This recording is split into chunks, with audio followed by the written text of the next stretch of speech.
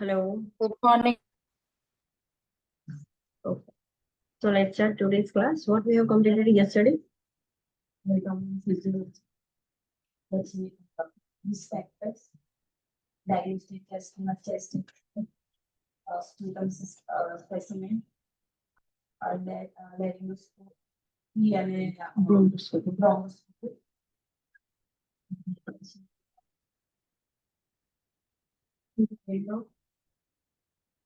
Endobronchoscopy. Spiral system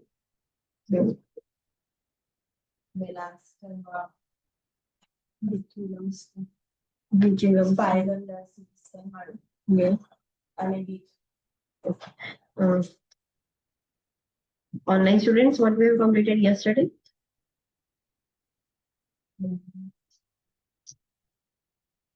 Anatomy, physiology of respiratory system, risk Okay. factor for respiratory disorders, diagnostic test किया था भैया ने, तो assisted yoga, sputum specimen, laryngoscopy and bronchoscopy के बीच में, then endobronchial ultrasound, then pulmonary angiography, parasynthesis, pulmonary function test, lung biopsy, spiral CT scan, and electrolytes.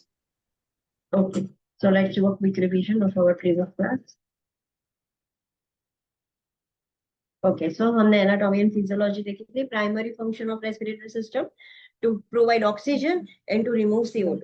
Secondary functions उसके ये oxygen and CO2 के अलावा और कौन से functions है?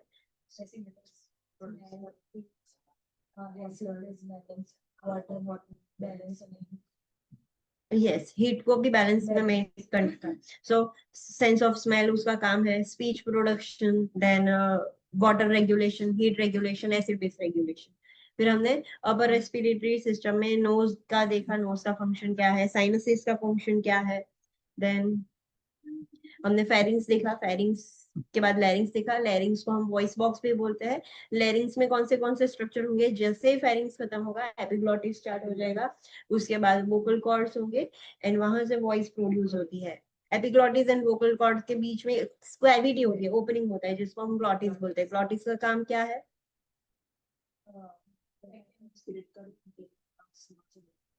तो ये तो एपिग्लॉटिस का काम नहीं.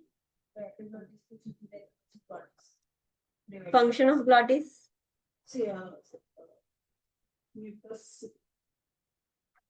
कॉफिंग. हम खांसी क्यों खा सकते हैं? Because of glottis. एक प्रेशर से वो हवा बाहर निकालने का काम, मतलब ग्लॉटिस है तब ये हो पाता है. सो इसका मेन इंपॉर्टेंट रोल है in coughing. It is our lungs defence mechanism. वो अपनी प्रोटेक्शन के लिए ऐसे यूज करता है. And to prevent the aspiration of food, पहले तो एपिग्लॉटिस होता है, वो एक लीफ जैसा स्ट्रक्चर होता है जो ग्लॉटिस को भी कवर करके रखता है. But if it opens up mistakenly तो ग्लॉटिस है जो हमें फूड अंदर नहीं जाने देगा, वो कॉफिंग करके निकाल देगा. ओके. देन हमने लोअर रेस्पिरेटरी ट्रैक में ट्रेकिया देखा था. ट्रेकिया पूरा कार्टिलेज से बना होता है कि वो कोलैप्स ना हो जाए. प्राइमरी ब्रोंकस तक भी कार्टिलेज होता है. लास्ट में जो ब्रोंक्यूल्स होती है वहां पर कार्टिलेज नहीं होता है. वो जो इलास्टिसिटी पर डिपेंड करता है एंड एल्वियोलाई के जैसे ओपन एंड क्लोज होगा. देन प्राइमरी ब्रोंकस तक सीलिया भी होता है, ब्रोंक्यूल्स में सीलिया नहीं होता है. सो वो सीलिया का काम क्या है कि जो भी म्यूकस सिक्रेशन हो रहा है उसको धक्का मार के ट्रेकिया की तरफ ले जाना. फिर वो पर्सन एक्सपेक्टोरेट कर सकता है या तो स्वेलो कर सकता है. ओके. देन हमने एल्वियोलर डक्ट्स एंड एल्वियोलाई देखी. एल्वियोलाई मतलब yes, one single functional unit of lungs. Okay, उसको हम एल्वियोलाई बोलेंगे. ग्रुप ऑफ एल्वियोलाई को alveolar duct. Group of alveoli को क्या बोलेंगे? Alveolar duct. एल्वियोलर डक्ट ऐसा कुछ था ही नहीं. Online students, alveolar sacs. alveolar sac. Group of alveolar sac, like 3 or 4 alveolar sac are attached to one bronchiole. तो उसको क्या बोलेंगे?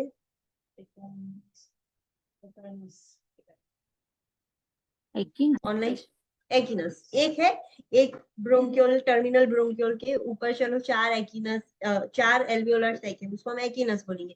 ऐसे दो ब्रोंक्योल्स के दूसरे चार तो बहुत सारे हो गए, सो उसको एकिना ही बोलेंगे। ओके, फिर हमने लंग्स के बारे में देखा कि लंग्स थोरेसिक कैविटी में भी है और उसको भी एक प्लूरल कैविटी कवर करके रखती है। उसमें दो लेयर्स है, parietal and visceral. Visceral is attached to lungs, parietal is attached to thoracic cavity. बीच में एक स्पेस है, that is called as pleural cavity, और वो स्पेस में फ्लूइड होता है कि जो फ्रिक्शन प्रिवेंट करेगा। फिर हमने मसल्स देखे थे कि जो ब्रीथिंग में हेल्प करता है। मेनली मेजर मसल है diaphragm.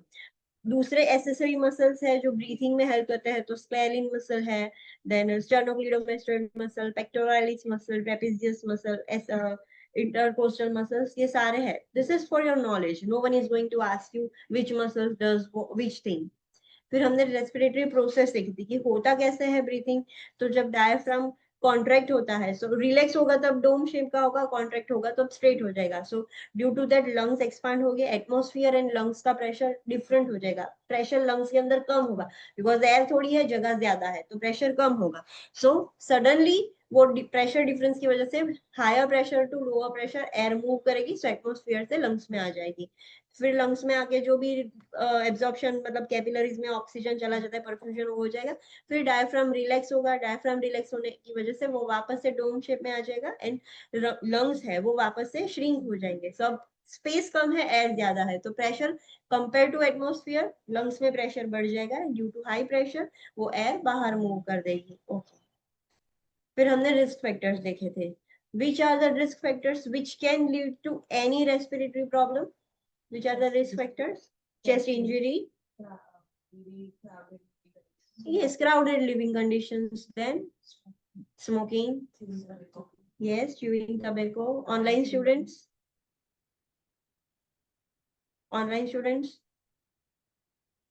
And mental allergies, family history of infectious disease, frequent okay, respiratory illness, surgery, viral symptoms.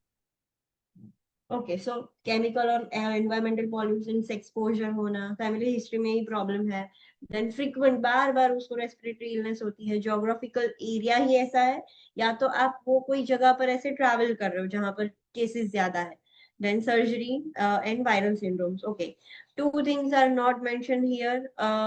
One is immunosuppression. अगर इम्यूनिटी डाउन होगी तो भी रेस्पिरेटरी डिसऑर्डर्स होंगे, लाइक एचआईवी और एड्स में pneumonia, pneumocystis jirovecii, that is the common disease, due to that person dies. So immunocompression, immunosuppression की वजह से भी होती है, एंड ऑक्यूपेशनल डिजीजेस की वजह से भी होती है, लाइक सिलिकोसिस एंड वो जो है सिलिका डस्ट की वजह से। So this are the occupational respiratory disease. उनका ऑक्यूपेशन है कि उनको वहां पर काम करना पड़ता है, एंड वो इनहेल करने की वजह से उनको होता है। ओके, फिर हमने different types of diagnostic test देखे थे which we can use to diagnose any respiratory condition. So first हमने देखा x ray. What do you mean by x ray?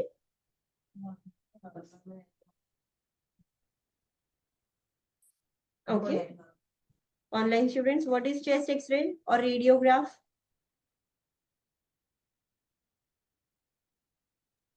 Visualization. Yes, we are clicking a photograph, black and white photograph जैसा ले रहे हैं, जिसमें हमें एनाटॉमिकल लोकेशन पता चलेगी, कुछ एबनॉर्मलिटी है तो भी हमें दिख जाएगा। सो प्री प्रोसीजर इंटरवेंशन क्या है? एक्सरे लेने से पहले ऑलवेज मेटल क्या ऑब्जेक्ट नहीं, चेस्ट के एरिया में तो बिल्कुल नहीं होना चाहिए, तो वो सब रिमूव कर देना है। पेशेंट को पहले से ही बोल देना है कि ब्रीथ होल्डिंग कैसे करना है। अगर पेशेंट ब्रीथ होल्ड नहीं कर पा रहा है तो फिर चेस्ट एक्सरे नहीं करेंगे, हम सीटी स्कैन कर लेंगे। सो देख लेंगे पेशेंट एबिलिटी, एंड पेशेंट को सिखा देंगे कि ऐसे इनहेल करके होल्ड करके रखना है। पोस्ट प्रोसीजर कुछ भी नहीं होता है। अगर कुछ एबनॉर्मल फाइंडिंग्स आई तो फिर आगे क्या करना है वो हम करेंगे, बट वैसे तो एक्सरे के बाद कुछ नहीं होता है। What is this very important point? Online students, Client ने क्वेश्चन करवाना है रिगार्डिंग प्रेगनेंसी के પછી possibility of pregnancy radiography studies करता है।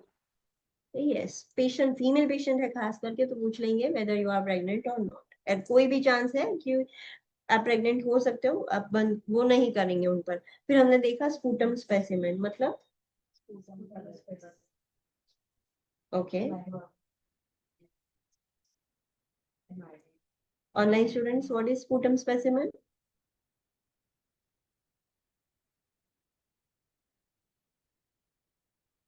Collection of sputum. Okay, we are collecting sputum to test for culture, for sensitivity for abnormal cells. So सारे के लिए हम करते हैं. कैसे collect करेंगे?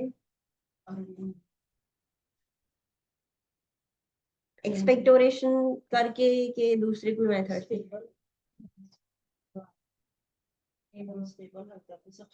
Yes. Online students, आप collect कैसे करोगे sputum? There are two methods. If the person is stable, the person can expectorate that sputum by himself. अगर person unstable है, semi conscious है और ICU में admitted है, तो हम tracheal suctioning करके sputum collect करेंगे. Always कौन सा sputum लेना चाहिए, कब लेना चाहिए, क्या ध्यान रखेंगे वो sputum के बारे में?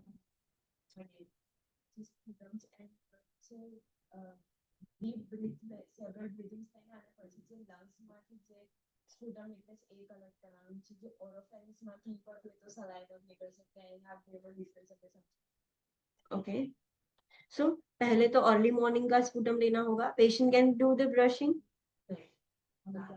Only gargling या mouth rinse करना है, brushing नहीं करना है. And पेशेंट को बोलना है you have to give sputum not saliva. उसको डिफरेंस समझाना है. डीप ब्रीथ करके जोर से पेशेंट एक्सपेक्टोरेट करेगा, इंहेल करने का कॉफ करेगा तो स्पूटम निकलेगा. And another main important thing, अगर कल्चरल सेंसिटिविटी के लिए कर रहे हैं तो एंटीबायोटिक से पहले कलेक्शन करना होगा. अगर हमें डॉक्टर ने बोला है we want to see the effectiveness of antibiotic तो हम बाद में करेंगे कि एंटीबायोटिक के बाद कितना असर हुआ है. बट आइडियली कल्चर के लिए हम बिफोर स्टार्टिंग एंटीबायोटिक और इनिशिएटिंग एंटीबायोटिक थेरेपी हम सैंपल लेंगे. ये चीज ध्यान रखनी है.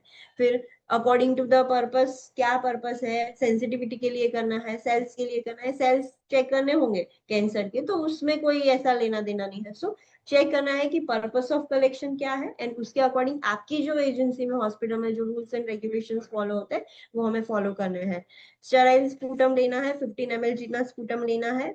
देन इमीडिएटली आफ्टर पेशेंट को, अगर पेशेंट स्टेबल है, वार्ड में ही एडमिटेड है, तो आप रात से ही पेशेंट को दे दो वो सैंपल कंटेनर कि इसमें मॉर्निंग में सैंपल ले लेना. ओके, डीप ब्रीथ हो गया. एंटीबायोटिक थेरेपी से पहले करना है बोस प्रोसीजर. जैसे ही अब हमने सैंपल ले लिया, इमीडिएटली उसको लेबल प्रॉपर करके हम लेबोरेटरी में भेज देंगे. अगर पेशेंट ने एंटीबायोटिक थेरेपी ऑलरेडी स्टार्ट कर दी है तो हमें वो मेंशन करना होगा कि जब हमने सैंपल कलेक्ट किया तब ऑलरेडी पेशेंट एंटीबायोटिक स्टार्ट कर दी थी, कितने डोजेस गए थे वो भी आपको मेंशन करना होता है कि ये वाली एंटीबायोटिक ली थी और कितने mg का, for example 500 mg BD patient ने ऑलरेडी ले लिया है. सो वो सब आपको मेंशन करना होता है, तो उसके अकॉर्डिंग वो प्रॉपर एक्यूरेट रिजल्ट्स एटलीस्ट आ सके. Then after collection of sputum mouth care properly करवानी है. What is this very important point?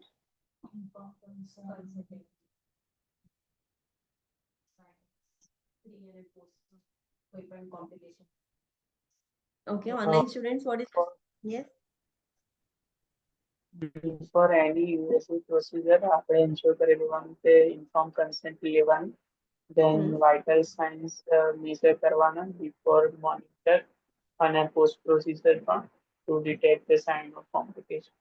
Yes, so invasive procedure में वाइटल कंसर्न बहुत इंपॉर्टेंट है, तो वो तो होनी ही चाहिए. कंसर्न लेगा कौन? New students will speak. Who will take the concern?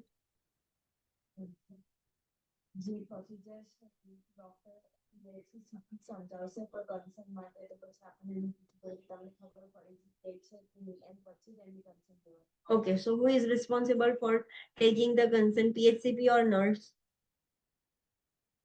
Online students, new students will speak. PHCP. New students, other students. Who is responsible? हमारे में ऐसा बोल रहे हैं, यह हमारे लिए, right? We are studying, ensure that informed consent was obtained. So it is not our responsibility.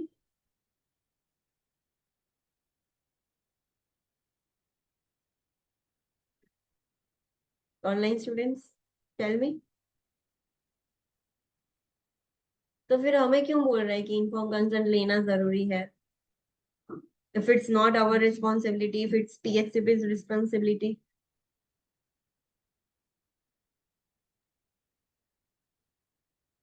चलो बोलो।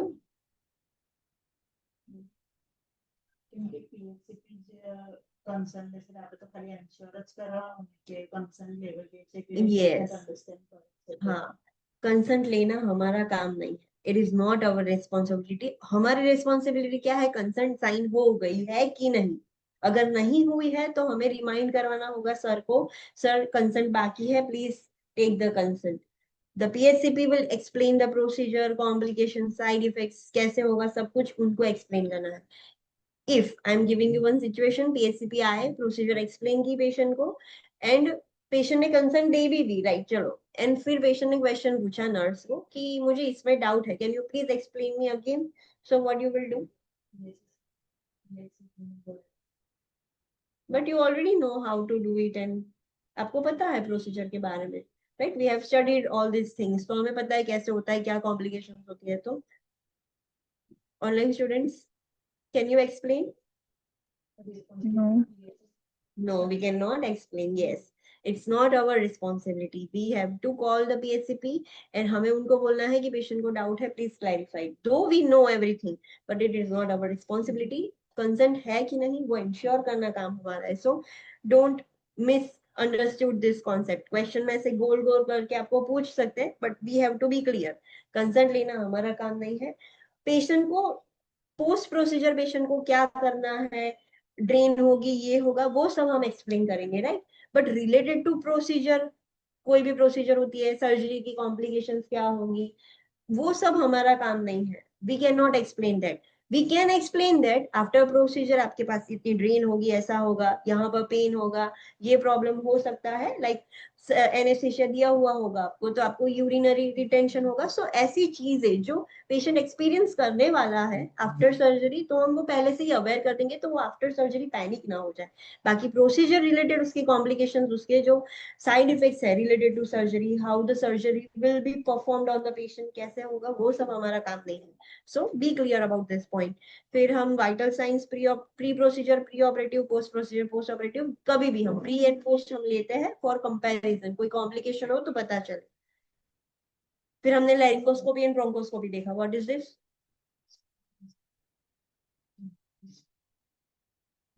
Okay, online students, what is laryngoscopy and bronchoscopy?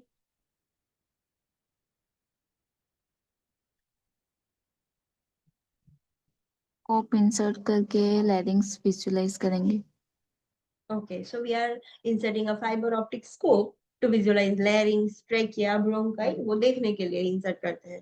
Pre procedure क्या करेंगे, पेशेंट को एनपीओ कर देना है। We can not take a risk because aspiration हो सकता है, एंड एनपीओ कर देंगे, कोएगुलेशन स्टडीज चेक कर लेंगे पेशेंट की, डेंचर्स पहन रहा है पेशेंट तो वो रिमूव कर देंगे, आई ग्लासेस, वो सब कुछ हम रिमूव कर देंगे।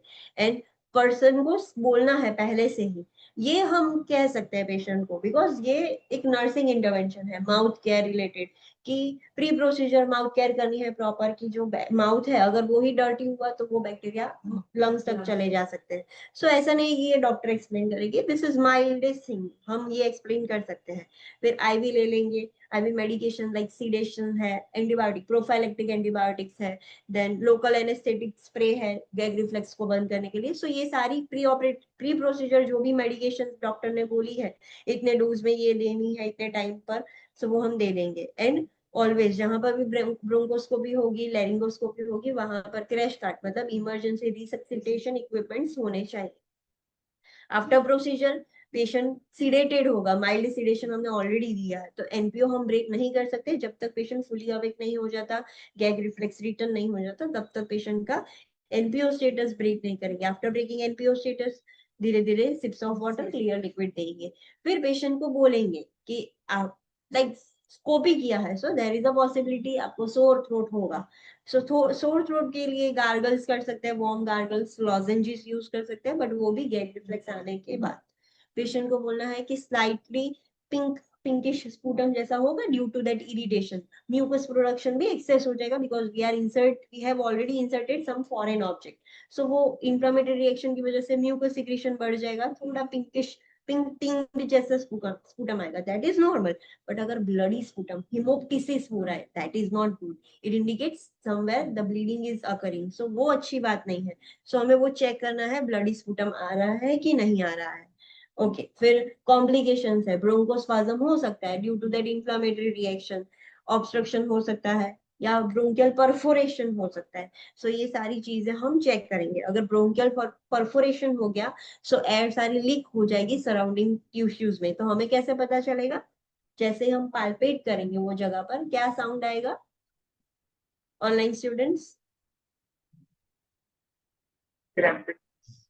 क्रेपिटस फील होगा, बिकॉज जैसे ही यहाँ ट्रेकिया खत्म होता है ब्रोंकस स्टार्ट हो जाता है। सो नेक में, फेसेस पर जैसे ही आप टच करोगे, पाल्पेट करोगे पेशेंट को, क्रेपिटस साउंड सुनाई देगा ऐसे। Then there will be dysrhythmias, haemorrhage हो सकता है, bleeding due to perforation, hypoxaemia and pneumothorax भी हो सकता है। अगर कोई भी कॉम्प्लिकेशन हो, इमीडिएटली पीएचसी पे वो नोटिफाई करना हमारी रिस्पॉन्सिबिलिटी है। ओके, एंड अगर हमने ये bronchoscopy, laryngoscopy treatment and diagnostic दोनों पर्पस के लिए की जाती है। कुछ ऑब्स्ट्रक्ट कर रहा है तो वो रिमूव करने में भी हम यूज करेंगे, डायग्नोस्टिक प्रोसीजर सैंपल लेना है तो भी हम करेंगे। सो अगर आपने बायोप्सी या कल्चर के लिए सैंपल लिया है तो उसको 2 से 7 दिन लगेंगे उसके रिपोर्ट आने में। फिर हमने देखा endobronchial ultrasound, EBUS, what is this and what is the difference between bronchoscopy and EBUS?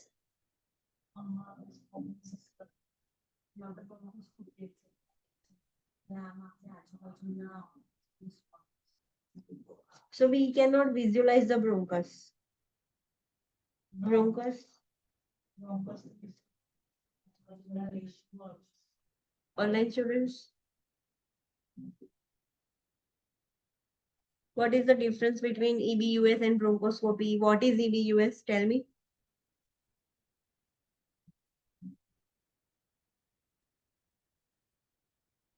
Combining the bronchoscopy and ultrasound immediately started. Sorry, please repeat. Bronchoscopy साथे साथे कंबाइन से अल्ट्रासाउंड। ओके, सो एक जो ब्रोंकोस्कोप का प्रोब होता है वो ही probe होगा, बट थोड़ा एडवांस होगा। फाइबर ऑप्टिक मतलब देखने का लाइट तो होगी, उसके साथ साथ यूएसजी का भी प्रोब अटैच होता है। सो इससे हम ब्रोंकस तो देख सकते हैं, बट उसके आसपास सराउंडिंग टिश्यू भी हम यूएसजी से देख सकेंगे। सो और तब हमें जब सैंपल लेना होगा, कुछ नोड्स मासेस निकालना होगा, तो भी हम वो यूएसजी के गाइडेंस की मदद से हम कर पाएंगे। ओके, एंड सैंपल निकालेंगे कोई ट्यूमर मास का, तो उससे पता चलेगा कौन से स्टेज में है, what is the grade of that tumour, कुछ इन्फ्लामेटरी डिजीज है लाइक सार्कोइडोसिस, तो वो सब हमें पता चलेगा। पोस्ट प्रोसीजर पेशेंट को साइन ब्लीडिंग नहीं होना चाहिए, ब्लीडिंग नहीं, because we are taking a sample, so bleeding का रिस्क है। सो ब्लीडिंग ना हो ध्यान रखेंगे, रेस्पिरेटरी डिस्ट्रेस ना हो ध्यान रखेंगे, बाकी प्री एंड पोस्ट ब्रोंकोस्कोपी जैसी ही केयर होगी। फिर हमने देखा pulmonary angiogram, what is this?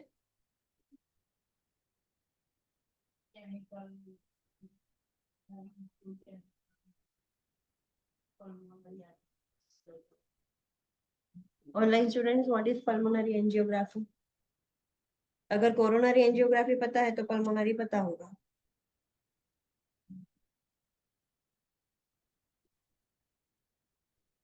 Catheter ઇન્સરેશન કરીને આપણે પલ્મોનરી આર્ટરી વિઝ્યુલાઇઝેશન કરીએ. हाँ, यस, हम एंटीक्यूबाइटल या फीमोरल वेन से, आर्टरी से, कहीं से भी जो जहां पर हमें भेजना है वहां, सो हम एंटर करेंगे पूरा कैथेटर, एंड अब instead of coronary artery we are inserting the catheter into the pulmonary artery. फिर कैथेटर वहां तक ले जाने के बाद हम डाई इंजेक्ट करेंगे एंड देखेंगे कि ऑब्स्ट्रक्शन कहाँ पर होता है। एंड वो डाई डायरेक्ट इंजेक्ट करने से नहीं पता चलता, वो मशीन फोटोग्राफ्स भी लेती है, तो हमें एग्जैक्टली दिखेगा कि कहाँ पर ऑब्स्ट्रक्शन है। सो आयोडीन या रेडियो पे कॉन्ट्रास्ट मटेरियल हम यूज करेंगे। प्री प्रोसीजर में पेशेंट को पूछ लेंगे आयोडीन, सी फूड, रेडियोपिक डाई से कुछ एलर्जी है या नहीं, एनपीओ स्टेटस मेंटेन करना है पेशेंट का, कोएगुलेशन स्टडीज देख लेंगे, आईवी एक्सेस, आईवी ले लेंगे हम, एंड सिडेशन, माइल्ड सिडेशन देना पड़ता है। क्लाइंट को बोलना है जब ये प्रोसीजर चल रही होती है तब बिल्कुल हिले बिना शांति से सो पड़े रहना है, राइट। एंड जैसे ही डाई इंसर्ट होगी, पेशेंट को ऐसे कॉफिंग, खांसने की फीलिंग आएगी, कॉफिंग, फ्लशिंग फील होगा, नॉजिएटेड फील होगा, सो this is completely normal. Patient को पहले ही बोल देंगे कि ऐसा होगा, and emergency resuscitation equipment available रखेंगे वहां पर। पोस्ट प्रोसीजर क्या करेंगे, पेशेंट का ब्लड प्रेशर जहां से हमने इंसर्ट की है वो जगह पर से हम ब्लड प्रेशर नहीं ले सकते। And peripheral neurovascular status check करेंगे, नर्व सप्लाई कैसा है जहां से हमने पंचर किया था, वेस्कुलर स्टेटस कैसा है वो हम चेक करेंगे। देन जहां से इंसर्शन साइट है वहां से ब्लीडिंग तो नहीं हो रहा है वो चेक करेंगे। एंड पेशेंट को कोई रिएक्शन तो नहीं आया है डाई का, वो भी चेक करेंगे। कोल्ड कंप्रेस अप्लाई करेंगे to prevent the inflammatory reaction, like swelling कम करना है, डिस्कम्फर्ट कम करना है। एंड अगर आर्टरी पंचर करते हैं हम तो वहां पर प्रेशर ड्रेसिंग करना पड़ेगा, वरना उसमें प्रेशर से ब्लड फ्लो होता है तो लीक होगा, ब्लीडिंग स्टार्ट हो जाएगा। सो ये सारी चीजें ध्यान रखनी है। वो जो अफेक्टेड एक्सट्रीमिटी है वो टेम्पररी पीरियड के लिए इमोबाइल कर देनी है, patient can not move that extremity. So ये सारी चीजें जो एंजियोग्राफी में हम करते हैं वही यहाँ पर भी हम पोस्ट प्रोसीजर केयर कर सकते हैं। फिर हमने देखा था thoracentesis. What is thoracentesis?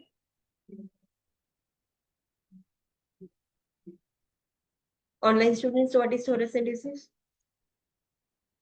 remove excess fluid or air from fluid source. Removal of fluid and air from the thoracic cavity. उसके प्री प्रोसीजर देख लिए थे, पहले हम यूएसजी करके या चेस्ट एक्सरे करके देख लेंगे फ्लूइड कितना है, एयर कितनी है, एग्जैक्टली कहाँ पर है, कौन से लोब में है, वो सब हम देख लेंगे। फिर हम प्रोसीजर स्टार्ट करेंगे। पेशेंट को कोएगुलेशन, जब भी इन्वेजिव प्रोसीजर करते हैं तो कोएगुलेशन खास हम देख लेते हैं। Coagulation status and triple H status हम खास चेक कर लेते हैं। कोएगुलेशन स्टेटस से पता चलेगा कि पेशेंट को ब्लीडिंग रिस्क है या नहीं, ट्रिपल एच स्टेटस से हमारी सेफ्टी मेंटेन रहेगी। एंड पेशेंट को पोजीशन कौन सी देंगे थोरेसेंटेसिस में? Ideally Sitting. सिटिंग सिर्फ। Sitting.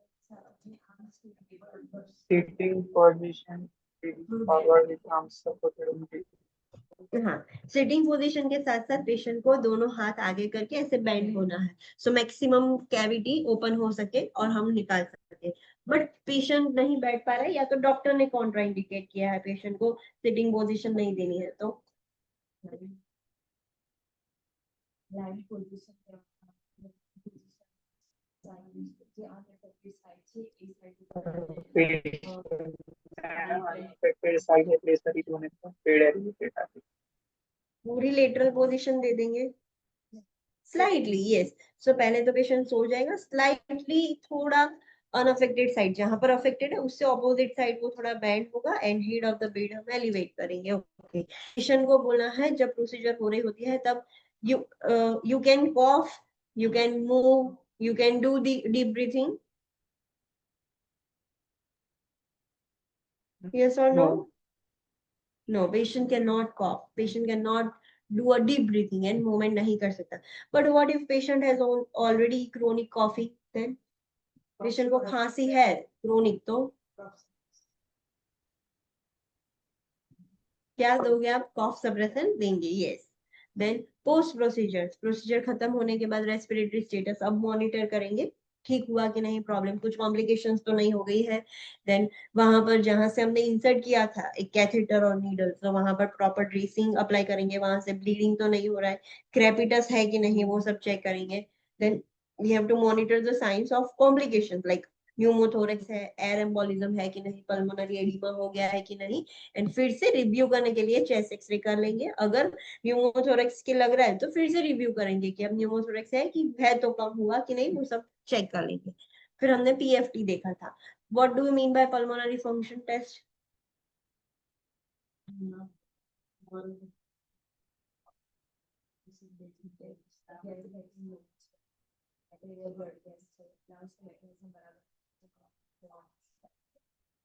So we are using various tests to evaluate whether the lungs are functioning well or not. So कौन से टेस्ट है उसके मैकेनिक्स चेक करने के लिए, जैसे वो पीक एक्सपिरेटरी वॉल्यूम है, फिर वो टाइडल वॉल्यूम, वो सब जो हम चेक करते थे वो सब हो जाएगा लंग मैकेनिक्स के।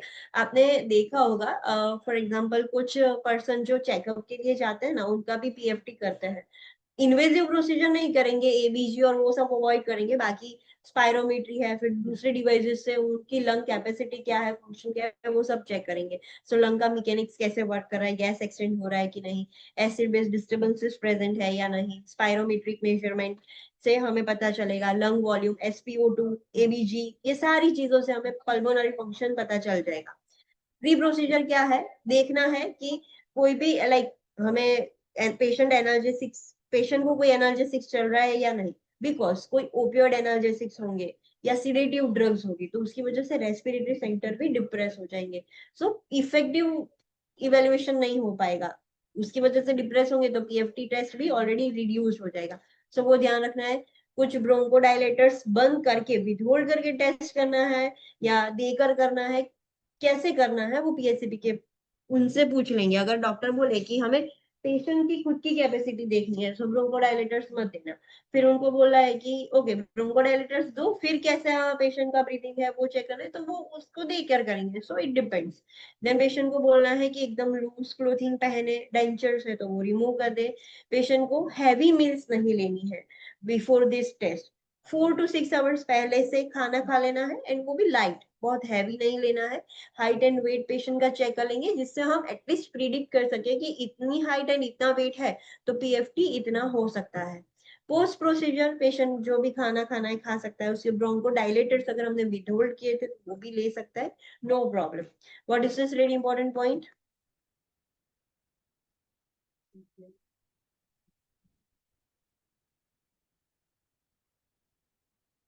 after tasting simple. Client के लिए सीवियर रेस्पिरेटरी प्रॉब्लम से ओकेजनली एग्जॉस्टेड है, जैसे आप टेस्ट परफॉर्म करा પછી तो है ना टेस्ट आपको जरूरी से। हाँ, अगर कोई पेशेंट को सीवियर रेस्पिरेटरी कंडीशन है ना तो हर टेस्ट करोगे, ये सारे टेस्ट जिसमें से हर बार आप कुछ भी करोगे पेशेंट फ्रीक्वेंटली एग्जॉस्ट हो जाएगा, तो बीच बीच में बार बार हमें रेस्टिंग करवाना पड़ता है। I have experience this. मैं जब एचआरसीटी करवा रही थी मेरा खुद का, मैं एचआरसीटी करते करते सो गई थी सीटी स्कैन में। फिर खत्म हुआ, वो लोग मुझे उठाने आए, मैं सो गई थी। तो पेशेंट एग्जॉस्ट हो जाता है जब ज्यादा प्रॉब्लम हो जाता है तब। Then we have seen lung biopsy. What is lung biopsy? Okay, we are taking a sample, tissue ले रहे हैं सीधा lungs में से to test or to check which diagnose करने के लिए cancer diagnose, cytological study and cultural तो बहुत कम, बट साइटोलॉजिकल एग्जामिनेशन के लिए ज्यादा करते हैं हम बायोप्सी। सो दो रास्ते से ले सकते हैं, ट्रांसब्रोंकियल या तो डायरेक्टली ऊपर से कर सकते हैं इंसिजनल। यस, ट्रांसब्रोंकियल है तो उसमें ऑपरेटिव रूम में करने की जरूरत नहीं है। वो जो हमने देखा था ईबीयूएस, सो ब्रोंकोस्कोप के साथ साथ यूएसजी होगा, फिर हमें जहां से भी सैंपल लेना होगा हम निकालेंगे। सो ईबीयूएस की मदद से हम ट्रांसब्रोंकियल बायोप्सी कर सकते हैं, और इस डायरेक्टली ओपन लंग बायोप्सी करना है तो वो ऑपरेटिंग रूम में करना होगा कि बिकॉज हम बाहर से सीधा सैंपल ले रहे हैं। उसके प्री प्रोसीजर देखा था, एनपीओ स्टेटस मेंटेन करना होगा, local anaesthetic will be used. लोग पेशेंट को देंगे, हम माइल्ड सिडेशन भी देंगे, लोकल एनेस्थेटिक देंगे, फिर भी जब हम वो नीडल इंसर्ट करेंगे, एस्पिरेट करेंगे तो पेशेंट को डिस्कम्फर्ट फील होगा।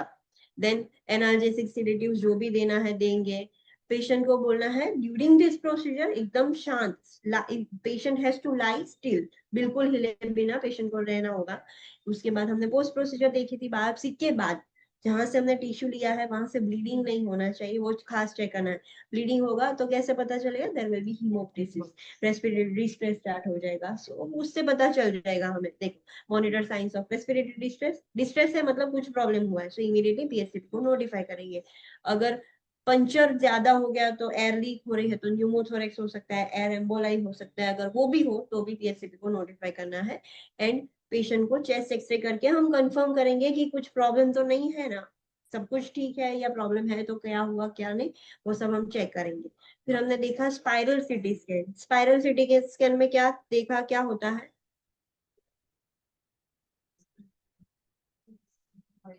This kind of things what is spiral જે whole body માં હોય છે આપણે pulmonary embolism હોય છે. Okay, do we have to insert dye or anything? Online students? Yes. Okay, but what if I don't want to use it? So can I do that? No, I'm not telling that patient is having a renal impairment and मुझे नहीं use करना है, मुझे use ही नहीं करना है ना, VQ करना है, मुझे कॉन्ट्रास्ट डाई यूज नहीं करनी है, तो मैं ये स्पाइरल सिटी स्कैन यूज कर सकती हूँ without contrast dye? Normal CT scan, yes, without dye. अगर हमें कुछ डाई वाला नहीं करना है नॉर्मल सीटी स्कैन। अगर डाई वाला करना है तो भी यूज कर सकते हैं, बट अगर वो कॉन्ट्रास्ट डाई, हमें पता है कि पेशेंट की रीनल इम्पेयरमेंट है, सो हम ये वाली कॉन्ट्रास्ट डाई यूज नहीं कर सकते। अब वो पेशेंट टॉलरेट नहीं कर पाएगा तो फिर हम क्या करेंगे, वीक्यू स्कैन करेंगे। Got it online students? Yes. Yes और नो? ओके। फिर हमने देखा वीक्यू स्कैन। वीक्यू स्कैन मतलब वी, वेंटिलेशन एंड परफ्यूजन का स्कैन। सो वेंटिलेशन प्रॉपर हो रहा है या नहीं, परफ्यूजन प्रॉपर हो रहा है या नहीं, वो हम चेक करेंगे। वो भी एक मशीन होता है सीटी स्कैन जैसा। उसमें पेशेंट को हम रेडियो न्यूक्लियाइड इंजेक्ट करेंगे, जो कॉन्ट्रास्ट जो डाई है उससे थोड़ा सेफ है। ऐसा नहीं है कि कुछ नहीं होगा पेशेंट को, बट ऑलरेडी रीनल इम्पायरमेंट है, तो ऐसे लोगों के लिए भी हम ये प्रिफर कर सकते हैं वीक्यू, उतना ज्यादा हार्म नहीं होगा।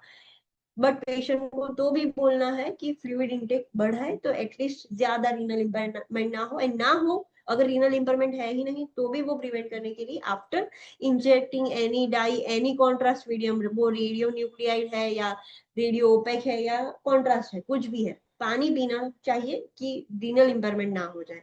फिर प्री प्रोसीजर हम क्या करेंगे, पेशेंट से पहले ही पूछ लेंगे कि आपको किसी की डाई की, सी फूड की, आयोडीन की कोई एलर्जी है या नहीं। जो भी चेस्ट एरिया की ज्वेलरी है, मेटल का कुछ भी है, वो सब कुछ रिमूव करना है। पेशेंट की ब्रीथिंग मेथड्स रिव्यू करनी है। During this procedure testing, breath hold करना होगा, फिर एक्सेल इनहेल वो अलग अलग करना होगा, मशीन में से आवाज आएगी, inhale then hold then exhale then in exhale फिर होल्ड करो, ऐसे सारी। सो वो सारी जो मेथड्स है वो हम रिव्यू कर लेंगे, पेशेंट प्रॉपरली कर पा रहा है नहीं, पेशेंट को सिखा देंगे कि ऐसा ऐसा मशीन में बोलेगा आपको फॉलो करना है। आईवी ले लेंगे, सिडेशन माइल्ड सिडेशन दे देंगे पेशेंट को, एंड वहां पर crash card emergency resuscitation equipment रखेंगे। आफ्टर प्रोसीजर पेशेंट को देखना है कि कोई रिएक्शन तो नहीं आया ना, एंड वो 8 घंटे में बॉडी में से निकल जाएगा। अगर पेशेंट, दो पेशेंट इज रीनल, उसको रीनल इम्पेयरमेंट है, बट अगर डॉक्टर ने कॉन्ट्राइंडिकेट नहीं किया है, फ्लूइड रेस्ट्रिक्ट नहीं किया है, तो पेशेंट को बोलना है पानी ज्यादा पियो। अगर ऑलरेडी कॉन्ट्राइंडिकेटेड है, रेस्ट्रिक्टेड है फ्लूइड, तो फिर पेशेंट को बोलना है जितना डॉक्टर ने बोला है आपको उतना ही पी सकते हो, not don't take much water, because it is already safe compare to other contrast diets, तो वो ऑलरेडी सेफ है, तो पेशेंट को इतना प्रॉब्लम नहीं होगा। Got it? यस और नो? Online students Yes. यहाँ तक कोई डाउट है? Okay. Next is computed tomography pulmonary angiography. So what is the difference between pulmonary angiography and CT angiography?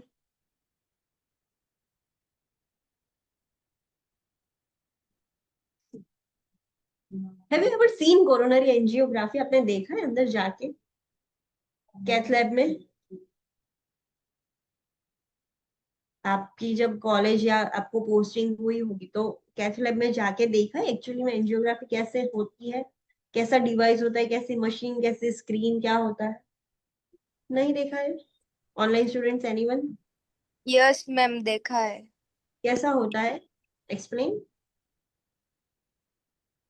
Means पहले जो पेशेंट होता है उसको फीमोरल पंचर करते हैं, उसके बाद जो एंजियोग्राफी में है ना, वो लोग डाई इंसर्ट करते हैं। तो डाई इंसर्ट करने के बाद जो स्क्रीन रहती है ना, उसमें पता चलता है, मतलब एक वो दिखता है कि डाई कहाँ तक जा रही है। फिर जहाँ पे ओके ब्लॉकेज होगा ना, वो दिखेगा। ओके। सो जो पेशेंट जहां पर सो गया है वो सेम सीटी स्कैन जैसा होता है? नहीं, सीटी स्कैन जैसा नहीं होता है। हाँ, it is not like CT scan. एक बॉक्स जैसा होता है कि जो पिक्चर क्लिक करेगा, but we have to adjust the proper angle, वो पूरा गोल नहीं होता है। अगर आपको नहीं पता है कैसे होता है, so you can see the videos on YouTube, तो आपको डिफरेंस पता चलेगा। आपको डिफरेंस पता चलेगा तभी आप समझ पाओगे the difference between pulmonary angiography and CT pulmonary angiography. Both things are different due to that machine. CT pulmonary angiography में क्या होगा, पेशेंट को हम सीटी स्कैन के ही मशीन में सुलाएंगे, and we are inserting a dye, not a catheter. Okay, so let's see. This can visualize the pulmonary artery and blood flow because pulmonary angiography है तो pulmonary artery ही देखेंगे, उसमें blood flow कैसे हो रहा है वो देखेंगे. Its main use is to diagnose pulmonary embolism and it is a preferred method. Main क्यों हमने किया, पल्मोनरी एम्बोलिज्म है, कुछ भी एयर थ्रोम्बस जो भी ट्रैप हो गया है, कहाँ पर ट्रैप हुआ है, क्या कहाँ ऑब्स्ट्रक्शन हुआ है, तो वो चेक करने के लिए हम ये करते हैं. एंड ये प्रीफर्ड मेथड है. क्यों प्रीफर्ड मेथड है कंपेयर टू पल्मोनरी एंजियोग्राफी? सीटी पल्मोनरी एंजियोग्राफी ज्यादा प्रीफरेबल है. Okay, I am giving you one task. मैं लास्ट में एक अभी भी एक खत्म करने के बाद मैं आपको एक टास्क देती हूँ. Okay, then contrast dye is injected. Dye insert करने के बाद ही हमें पता चलेगा. Pre procedure scan steps similar to VQ lung scan. जैसे वीक्यू लंग स्कैन में हम करते हैं वैसे ही. In addition renal function should be adequate and dosing of the contrast should be done by a pharmacist. Yes, VQ lung scan में renal function adequate नहीं होता था तो भी चलता था, इसमें नहीं चलेगा. renal function should be adequate and जो कितना डोज देना है कॉन्ट्रास्ट का, क्या करना है, it is a rule in NCLEX countries. यहाँ पर क्या होता है, हमें in India how do we practise, doctor हमें बोल देते हैं इतना देना है, we adjust the dose, right.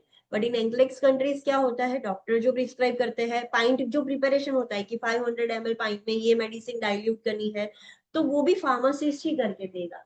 It is not our duty. So dose जो भी एडजस्ट करना है वो फार्मासिस्ट आपको करके देगा. एंड पोस्ट प्रोसीजर भी वीक्यू लंग स्कैन जैसा ही है. So one important task I am giving you, you have to find out the difference between pulmonary angiography, spiral CT scan, then VQ lung scan and CT pulmonary angiography. ये सब कुछ similar है, उसके basic differences है, वो आपको identify करने हैं. You have to tell me tomorrow, तब आपको क्लियर कंफ्यूजन नहीं होगा. वरना आप कंफ्यूज हो जाओगे, वीक्यू स्कैन क्यों करना है, क्यों we are using CT pulmonary angiography, why we are using pulmonary angiography, why we are using normal CT scan, spiral CT scan. So ये सारे के डिफरेंस आपको आइडेंटिफाई करने हैं, right. This is your task, find it and tell me tomorrow. Okay, next is skin test. Skin test हमें सबको पता होगा. What is skin test? Respiratory condition में स्किन टेस्ट कब आपने कॉमनली देखा है कि ये कंडीशन में स्किन टेस्ट सबसे ज्यादा होता है? रेस्पिरेटरी रिलेटेड कौन सी कंडीशन डिजीज ऐसी है कि जिसमें स्किन टेस्ट यूज होता है, जिसको हम मॉन्टॉक्स टेस्ट भी बोलते हैं? Online students, tuberculosis. ट्यूबरक्यूलोसिस के लिए स्किन टेस्ट रेस्पिरेटरी में सबसे ज्यादा यूज होता है. बट एलर्जी के लिए भी हम स्किन टेस्ट यूज करते हैं, एलर्जेंस एडमिनिस्टर करके देखते हैं. So this is all about skin test. A skin test uses an intradermal injection to help diagnose various infectious disease. Yes, skin test में क्या होता है, हम intradermal, अलग अलग लेयर्स है, तो इंट्राडर्मली एक इंजेक्शन एडमिनिस्टर करेंगे और फिर हम आइडेंटिफाई करेंगे कि कुछ इन्फेक्शियस डिजीज है या नहीं. So let's see box 51.2 tuberculin skin test procedure. TB के लिए स्किन टेस्ट सबसे ज्यादा होता है, तो कैसे करेंगे हम प्रोसीजर वो देखते हैं. So first of all, determine the hypersensitivity of previous reaction to skin test. पहले कभी किसी ने, वो पर्सन है जो आपके पास पेशेंट आया, उसने कभी भी स्किन टेस्ट करवाया कोई एलर्जी के लिए, किसी भी के लिए करवाया है या नहीं, या अगर करवाया है तो कुछ हाइपर सेंसिटिव रिएक्शन आए हैं या नहीं, वो आप पूछ लोगे पहले. Then assess whether the patient has received Bacilli calmate urine BCG vaccine in past, which would demonstrate a positive reaction. Yes, अगर अब हम सब टेस्ट करवाएंगे तो हमारा पॉजिटिव आएगा. It doesn't mean that we are infected with TB because already we have taken BCG. BCG is a live vaccine, so वो तो होगा ही. सो वो पहले से ही पूछ लो कि आपने बीसीजी लिया है पास में या नहीं, बिकॉज उसकी वजह से पॉजिटिव ही आएंगे. Then use a skin site that is free of excessive body hair, dermatitis and blemishes. So कहाँ पर हम इंजेक्ट करेंगे? इंजेक्शन जो इंट्राडर्मल इंजेक्शन है वो कहाँ पर इंजेक्ट करना है? जहां पर बॉडी हेयर्स कम हो, डर्मेटाइटिस स्किन कोई रिएक्शन ना हो, ब्लेमिशेस दाग धब्बे भी ना हो, ऐसे स्किन यूज करनी है. सो सबसे कॉमन स्किन ये है. अपर आर्म की इनर जो साइड है वहां पर हेयर भी कम होते हैं एंड वो सेफ भी रहेगा, पेशेंट का कहीं पर टच भी नहीं होगा. सो that is the common choice apply the injection at the upper third of inner surface of the left arm. So left arm का upper third inner surface पर हम inject करेंगे. Circle and mark the injection test site with inedible ink. So जैसे injection देते हैं, जहां पर हम इंजेक्शन देंगे, इंजेक्शन देने के बाद उसके आसपास एक सर्कल बना देते हैं. यहाँ पर हमने इंजेक्शन दिया है तो बड़ा एक सर्कल बना देंगे. Then document the date and time and test site. फिर प्रॉपर एक डॉक्यूमेंट कर देंगे कि कितने बजे हमने ड्रग इंजेक्ट किया, मेडिसिन इंजेक्ट कहाँ पर इंजेक्ट की, एंड सर्कल करेंगे. ये सब कुछ हम देख लेंगे. Advise the client not to scratch the taste site to prevent the infection and possible abscess formation. Patient को बोलना है कि वहां पर स्क्रैचिंग ना करे, कुछ भी ना करे, बिकॉज स्क्रैचिंग करने से वहां पर इंफेक्शन हो सकता है, एब्सेस फॉर्मेशन हो सकता है.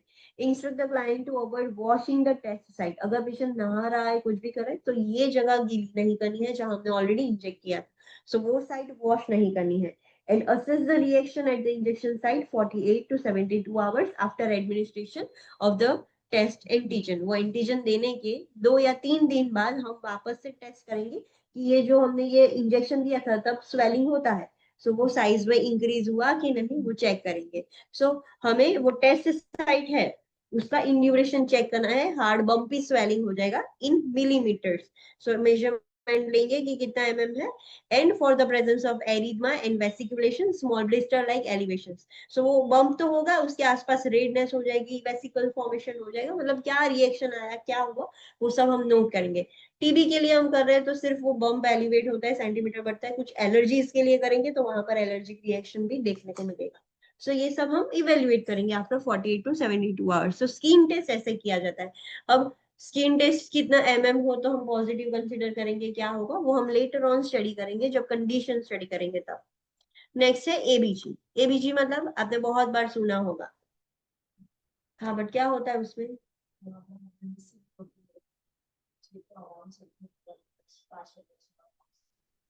Okay, online students, what is ABG? What do you know about ABG? When में से ब्लड सैंपल लिया जाता है. नहीं मैम, तो आर्टरी में से. Yes, we have to take a blood sample from artery. फिर क्या करेंगे उसमें लेकर, क्या करेंगे, क्या पता चलेगा उससे? Arterial blood gas. Okay, artery का जो ब्लड है उसमें कितना CO2 है, कितना ऑक्सीजन है, वो सब हमें पता चलेगा. पीएच भी पता चलती है, बाइकार्ब सब हम चेक करते हैं. बट मेन अभी के लिए हम देखेंगे O2 and CO2. So ABG gases हम चेक करते हैं. So measurement of dissolved oxygen and carbon dioxide in the arterial blood helps indicate acid base state and how well oxygen is being carried to the body. अगर हम artery में के अंदर कितना oxygen है, कितना CO2 है, वो हमें टेस्ट करके पता चलेगा, तो हम पता कर पाएंगे कि कोई एसिड बेस कंडीशन है या नहीं, या हमारा ब्लड कितना अच्छे से ऑक्सीजन कैरी कर पा रहा है. पेशेंट इनहेल कर रहा है प्रॉपर, बट अगर परफ्यूजन ही नहीं होगा तो फिर ब्लड में ही कम आएगा. सो वो चेक करने के लिए भी एबीजी हम कर सकते हैं. Pre procedure and post procedure care, normal results and analysis of results we have seen in chapter 9. acid base imbalance का जो chapter है, recorded sessions जिसने देखे होंगे न्यू स्टूडेंट्स उनको पता होगा, एंड जिसने पढ़ लिया है उनको भी पता है. उसमें हमने प्रॉपर डिटेल में स्टडी किया था how to interpret ABG. ABG analysis कैसे करना है, कितनी वैल्यूज है, तो एसिडोसिस है, अल्कलोसिस है, मेटाबॉलिक या रेस्पिरेटरी, वो सब हमने ऑलरेडी स्टडी कर लिया है. जिसने नहीं किया है वो लेटर ऑन फिर से कर लेंगे. Next, this is a very important point for you to remember. Avoid suctioning the client before drawing an ABG sample because the suctioning procedure will deplete the client's oxygen, resulting in inaccurate ABG results. Yes, ABG sample लेने से पहले patient में suctioning नहीं करना है. क्यों? अगर हम सक्शनिंग करेंगे तो ऑक्सीजन ऑलरेडी डिप्लीट हो जाएगा, तो फिर फॉल्स रिजल्ट आएंगे, एबीजी में ऑक्सीजन कम आएगा. सो मेक श्योर करें पहले एबीजी सैंपल ले देन सक्शनिंग करें. Okay, then pulse oximetry, SpO2 हमने वाइटल साइंस वाले चैप्टर में ऑलरेडी स्टडी कर लिया था, chapter 10. So that is also a diagnostic procedure. Then next है D dimer. But let's take a short break of 10 minutes, फिर हम देखेंगे D dimer test.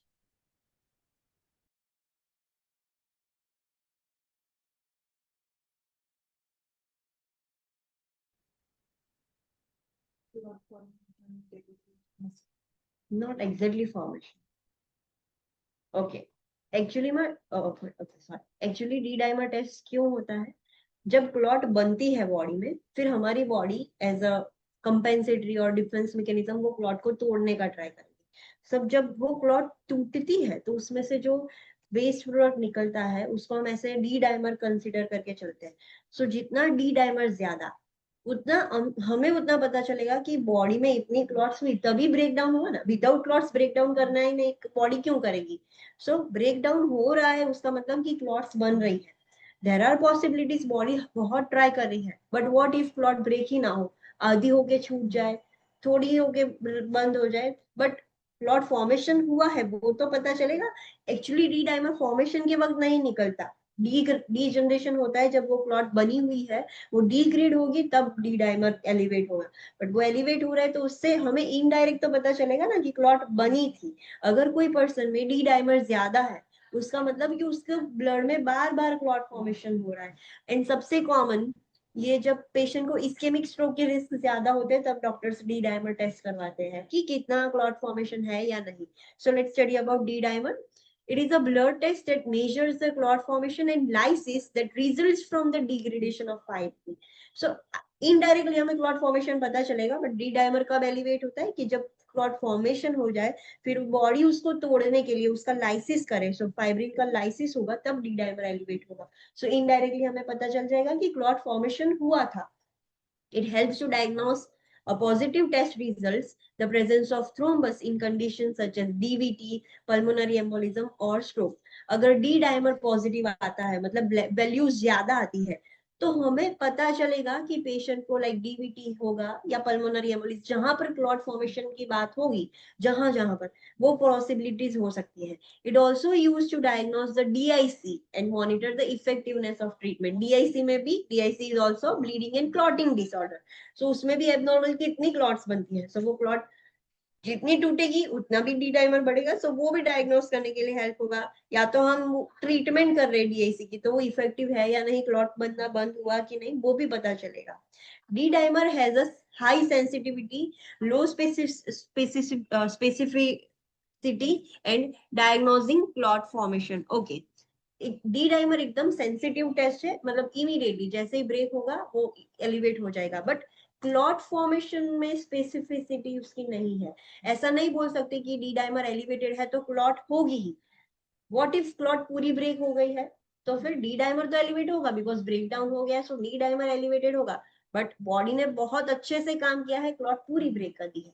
Sometimes clot आधी ब्रेक हुई तो डी डाइमर तो एलिवेट होगा because it is highly sensitive. But clot आधी ही ब्रेक हुए तो हम ऐसा भी नहीं बोल सकते कि क्लॉट नहीं होगी, क्लॉट है। सो डायरेक्टली क्लॉट फॉर्मेशन के ऊपर हम नहीं ऐसा कर सकते, स्पेसिफाई नहीं कर सकते कि डी डाइमर एलिवेटेड है तो क्लॉट है ही। डी डाइमर एलिवेट यू इसीलिए होता है कि क्लॉट ब्रेक डाउन हुआ, बट पूरी हो गई आधी हुई क्या हुआ वो नहीं पता है। बट ये पर्सन को प्रॉब्लम है कि उसकी बॉडी में क्लॉट फॉर्मेशन हो रहा है, we have to do something right now, वो अलार्मिंग जैसा है। The normal D-dimer level is less than 50 nanogram per milliliter. Normal fibrinogen is 60 to 100 mg per dl. Normal value इतनी है, वो एलिवेट हो जाएगा तो डी डाइमर वैल्यू 50 से ज्यादा होगी तो हमें पता चल जाएगा कि पर्सन की ब्लड बॉडी में क्लॉट थी। अभी वो पूरी ब्रेक हुई है आधी ब्रेक हुई है we don't know, but clot थी जो ब्रेक डाउन होना स्टार्ट हो गई है। पूरी ब्रेक डाउन हो गई होगी तो कोई बात नहीं, अच्छा है, बॉडी ने फाइट कर लिया। बट व्हाट इफ आधी ब्रेक हुई होगी तो फिर हमें भी कुछ करना पड़ेगा। बट डी डाइमर से एटलीस्ट हमें पता चल जाएगा कि पेशेंट के बॉडी में क्लॉट फॉर्मेशन हो रहा है कहीं पे। सो this is all about D dimer, understood? Yes or no? Online students? Yes, ma'am. Yes. Okay.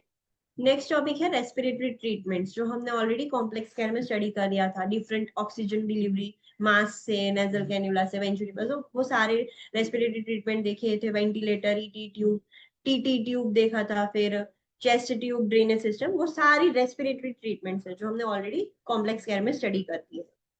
Next अब इंजरीज प्रॉब्लम स्टार्ट करते हैं। यहाँ पर डायग्नोस्टिक टेस्ट खत्म हो गए। सो अब तक हमने anatomy, risk factor, diagnostic test सारे कवर कर लिए।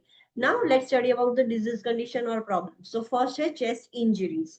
चेस्ट इंजरीज में भी कौन सी इंजरीज हो सकती है, क्या हो सकता है, उसके सब टॉपिक्स हम स्टडी करेंगे। सो फर्स्ट सब टॉपिक है रिब फ्रैक्चर। चेस्ट इंजरी में रिब फ्रैक्चर हो सकता है. What is rib fracture? Rib fracture मतलब online students, what is rib fracture? We have already studied all these things in complex care. Complex care में भी chest injury में rib fracture, flail chest, वो सब हमने ऑलरेडी देखा था. तो ओल्ड स्टूडेंट्स को तो पता होना चाहिए व्हाट इज रिब फ्रैक्चर.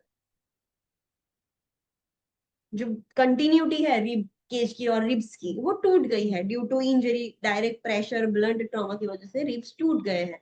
उसको हम बोलेंगे rib fracture. So it results from direct blunt chest trauma and causes a potential for intrathoracic injury such as pneumothorax, hemothorax, pulmonary contusion. Just imagine ये ribs है, कवरिंग है ऊपर के, ऐसे ribs है और वो टूट गए. सो वो ही रिब का टुकड़ा लंग्स में पेनिट्रेट हो सकता है. सो उसकी वजह से न्यूमोथोरेक्स हो सकता है पंचर करके, हीमोथोरेक्स हो सकता है and pulmonary contusion. What is haemothorax? कहाँ पर?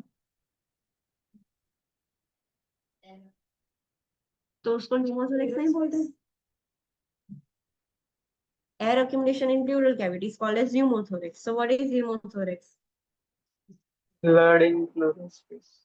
Yes, blood in pleural cavity. So same है, air की जगह blood होगा.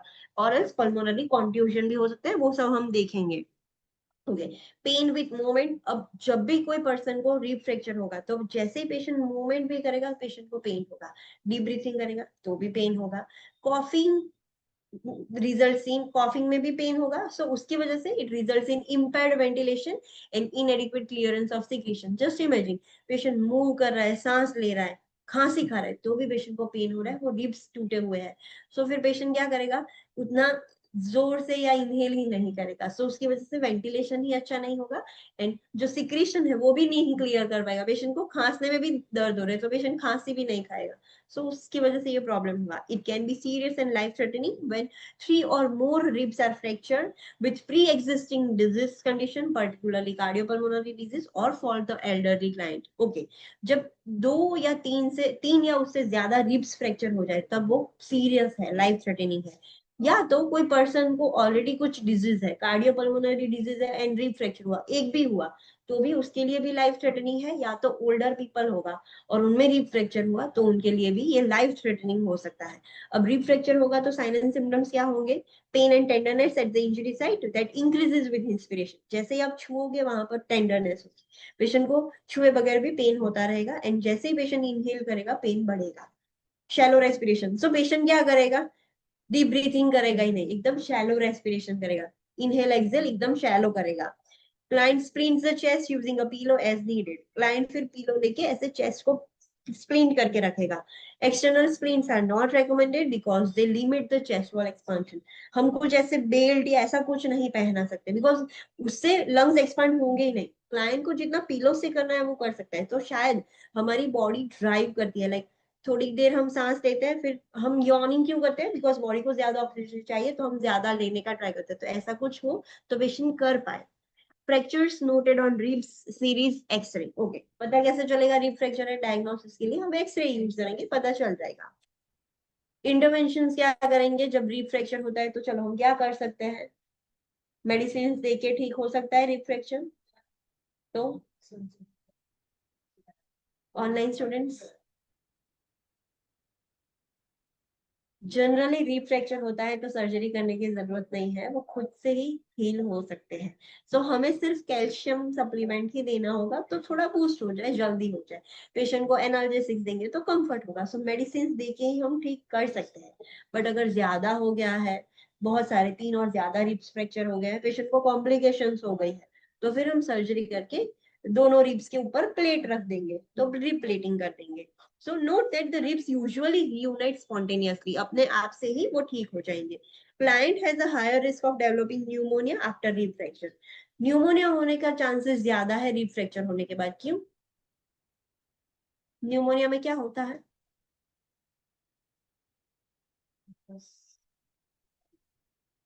New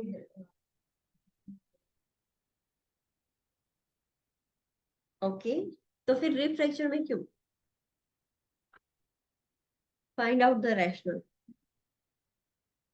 Why rib fracture? After rib fracture develop pneumonia development is very common, patient को हाई रिस्क होगा pneumonia होने का, क्यों वो आपको आइडेंटिफाई करना है। Then ORIF, open reduction and internal fixation, मतलब सर्जरी करके इंटरनली हम रिब्स के ऊपर प्लेटिंग कर सकते हैं, तो उसको ORIF बोलेंगे। क्लोज रिडक्शन इंटरनल फिक्सेशन में सीधा बाहर से डॉक्टर मैनिपुलेट करके करता है, but open reduction and internal fixation ORIF में डिप्लेटिंग किया जा सकता है। Place the client in a Fowler's position to ease the breathing, administer pain medication as prescribe to maintain adequate ventilatory status. Patient को pain हो रहा है इसीलिए पेशेंट अच्छे से सांस नहीं ले रहा है, to prevent that pain, pain medicine देंगे तो पेशेंट को पेन नहीं होगा, तो एटलीस्ट वेंटिलेशन तो अच्छा रहेगा उसका। Monitor for increase respiratory distress, already rib fracture है, रेस्पिरेटरी डिस्ट्रेस हुआ होगा थोड़ा, बट वो इंक्रीज नहीं होना चाहिए। Instruct the client to self splint with the hands, arms और पिलो, हाथ से पिलो से कुछ से भी, बट सेल्फ स्प्लिंटिंग करो, कोई डिवाइस मत यूज करो।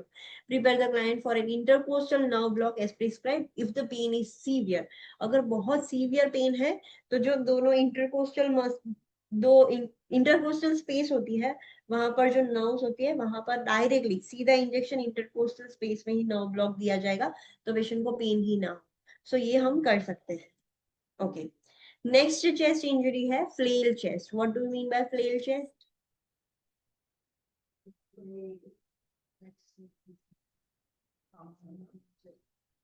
હા તો ઓકે, રીબ ફ્રેક્ચરમાં બી એક્સિડન્ટ ટ્રોમાના લીધે જ થાય, આ પણ ચેસ્ટ ઇન્જરી છે એટલે ટ્રોમાના લીધે જ થશે, but what is flail chest? Online students, flail chest मतलब दिस इज, हमें देखने से ही पता चल जाएगा। अगर कोई पेशेंट होगा, आपके पास दो पेशेंट है, दोनों को रिब फ्रैक्चर हुआ है, तो दोनों में से आपको पता चल जाएगा कि किसको फ्लेल चेस्ट है और किसको सिर्फ रिब फ्रैक्चर है, देख के ही पता चल जाएगा। Online students, you have studied this in complex care and I have explained you what is flail chest. उसकी एक क्लासिकल साइन है paradoxical respiration, what is that, जिससे हमें पता चल जाएगा देख के ही पेशेंट को फ्लेल चेस्ट है।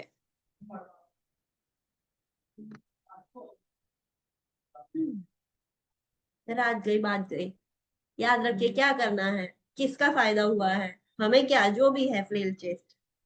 ड्यू टू ट्रॉमा डिप्रेस થઈ જશે પોર્શન। हाँ, जितना लंग्स का जो फ्रैक्चर हुआ है रिब फ्रैक्चर की वजह से, उतने पोर्शन में गड्ढा हो जाएगा, डिप्रेस हो जाएगा। सो जब हम नॉर्मल इनहेलेशन एक्सहेलेशन करते हैं, हम इनहेल करते हैं तो थोरेसिक कैविटी एक्सपांड होती है, एक्सहेलेशन के अंदर जाती है, बट वो पेशेंट में क्या होगा, थोरेसिक कैविटी एक्सपांड होगी, बट जितना फ्रैक्चर पोर्शन है वो अंदर जाएगा, ऑपोजिट वर्क करेगा। इनहेलेशन के वक्त जितना फ्रैक्चर पोर्शन है वो अंदर चला जाएगा, एक्सहेलेशन के वक्त फ्रैक्चर पोर्शन बाहर आएगा। So that is a hallmark sign, देख के ही पता चल जाएगा कि पर्सन को flail chest. So flail chest को हम रिफ्लेक्शन नहीं बोल सकते, why there is two different terminologies? Okay, let's study first flail chest, study करते हैं। It occurs from the blunt chest trauma associated with accidents which may result in hemothorax and rib fracture. So ये भी blunt chest trauma की वजह से होता है and उसकी वजह से hemothorax भी होता है and rib fracture भी हो सकता है। The loose segment of the chest wall becomes paradoxical to the expansion and contractions of rest of the chest walls. So ये जो loose segment है, इंजरी हुई, फ्रैक्चर हो गया, तो वो जो बीच की लूज हो गई टुकड़े वाली सेगमेंट, वो लूज सेगमेंट एकदम पैराडॉक्सिकल हो जाएगी, ऑपोजिट हो जाएगी। नॉर्मल एक्सपांशन एंड कॉन्ट्रैक्शंस होता है लंग्स का दूसरे पोर्शन का, उससे कंप्लीटली ऑपोजिट हो जाएगी। सो जब लंग पूरा एक्सपांड, चेस्ट पूरी एक्सपांड होती है तो उतना जो लूज सेगमेंट है वो डिप्रेस होगा, कॉन्ट्रैक्ट होगा। लंग पूरा कॉन्ट्रैक्ट होता है तो उतना जो लूज सेगमेंट है वो एक्सपांड होगा, सो कंप्लीटली पैराडॉक्सिकल हो जाएगा। साइन एंड सिम्टम्स क्या हो गए, this is the hallmark sign, paradoxical respiration, मतलब inward movement of the segment of the thorax during inspiration. Ideally क्या होता है, ड्यूरिंग इंस्पिरेशन आउटवर्ड मूवमेंट होती है थोरेक्स की, बट वो जो सेगमेंट है उसकी इनवर्ड मूवमेंट हो रही है and outward movement during expiration, so opposite कर रहा है। There will be severe pain in the chest, chest में बहुत severe pain होगा, डिजिया होगा, डिफिकल्टी इन ब्रीथिंग, साइनोसिस होगा, टेकीकार्डिया, हाइपोटेंशन होगा, टेकीपनिया होगा, शैलो रेस्पिरेशन होगा एंड डिमिनिश्ड ब्रीथ साउंड्स भी आप ऑस्कल्टेट करोगे और स्टेथोस्कोप से तो वो भी आपको कम सुनाई देंगे। इंटरवेंशंस क्या करेंगे अब हम, अगर फ्लेल चेस्ट है तो we have to maintain a Fowler's position if the cervical spine injury has been rule out, अगर पेशेंट को जोर से इंजरी हुई है, फ्लेल चेस्ट हुआ है, सो देयर आर पॉसिबिलिटीज कि स्पाइनल कॉर्ड में भी इंजरी हुई होगी, सर्वाइकल स्पाइन में भी, तो फिर हम हाई फॉरवर्ड पोजीशन नहीं दे सकते, कंपल्सरी हमें सुपाइन पोजीशन ही देनी होती है straight without pillow, because we can not move the client. अगर वो रूल आउट हो गई है, नहीं प्रॉब्लम है, तो फाउलर्स पोजीशन दो। Administer oxygen as prescribe, monitor for increase respiratory distress, होगा बट ज्यादा नहीं होना चाहिए। Encourage deep breathing and coughing, patient को पेन होगा बट फिर भी हमें एनकरेज करना है कि at least deep breathing and coughing करता रहे patient. We have to administer pain medication, so patient को पेन का सेंसेशन ना हो, पेशेंट आराम से डीप ब्रीथिंग कर पाए। Maintain bed rest and limit activity to reduce oxygen demand, जितना हो सके उसको बेड रेस्ट करवाना है, जितना वो मतलब एक्टिविटी करेगा बॉडी की ऑक्सीजन की डिमांड बढ़ेगी और लंग्स को ज्यादा काम करना पड़ेगा। उसके लंग्स इतने अभी कैपेसिटी है नहीं लंग्स की कि ज्यादा काम कर सके, तो बने उतना रेस्ट करवाना है। ORIF करना ही पड़ेगा, no medication can heal this condition. अब हमें कंपलसरी ORIF करना होगा, रिब्स पर प्लेटिंग करनी होगी। एंड पेशेंट को जब ये फ्लेल चेस्ट होता है तब पेशेंट को हमें इंट्यूबेट भी करने की जरूरत पड़ सकती है, मैकेनिकल वेंटिलेटर पर रखेंगे एंड पीप मोड पर रखेंगे। Positive and expiratory pressure for severe flail chest associated with respiratory failure and shock, अगर पेशेंट को सीवियर फ्लेल चेस्ट हो गया है तो धीरे धीरे रेस्पिरेटरी फेलियर हो जाएगा, patient can go into shock, cardiogenic shock में जाएगा, because oxygenated blood supply heart को नहीं मिलेगा, हार्ट बंद हो जाएगा। सो पॉसिबिलिटीज है, ये सब हो सकता है। सो पेशेंट को हम वेंटिलेटर पर रखेंगे पीप मोड पे। What do you mean by positive and expiratory pressure? We have studied this modes in complex care, वो नेम से ही पता चल जाएगा आपको। पॉजिटिव एंड एक्सपीरेटरी प्रेशर मतलब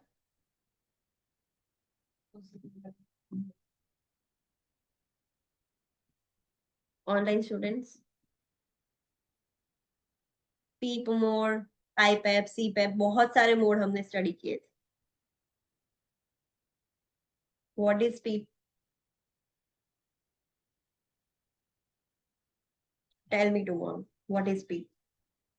क्यों पीप? पीप उसके वर्ड्स, अगर आपके ये जो उसका फुल फॉर्म है पॉजिटिव एंड एक्सपीरेटरी प्रेशर, उसको ब्रेक डाउन करोगे तो भी पता चल जाएगा।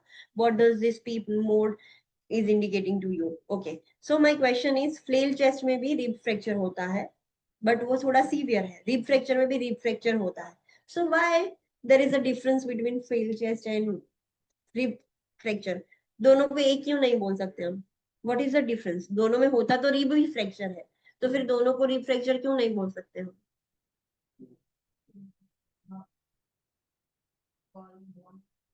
ओके, एक है उसकी साइन, तो क्यों ऐसा होता है?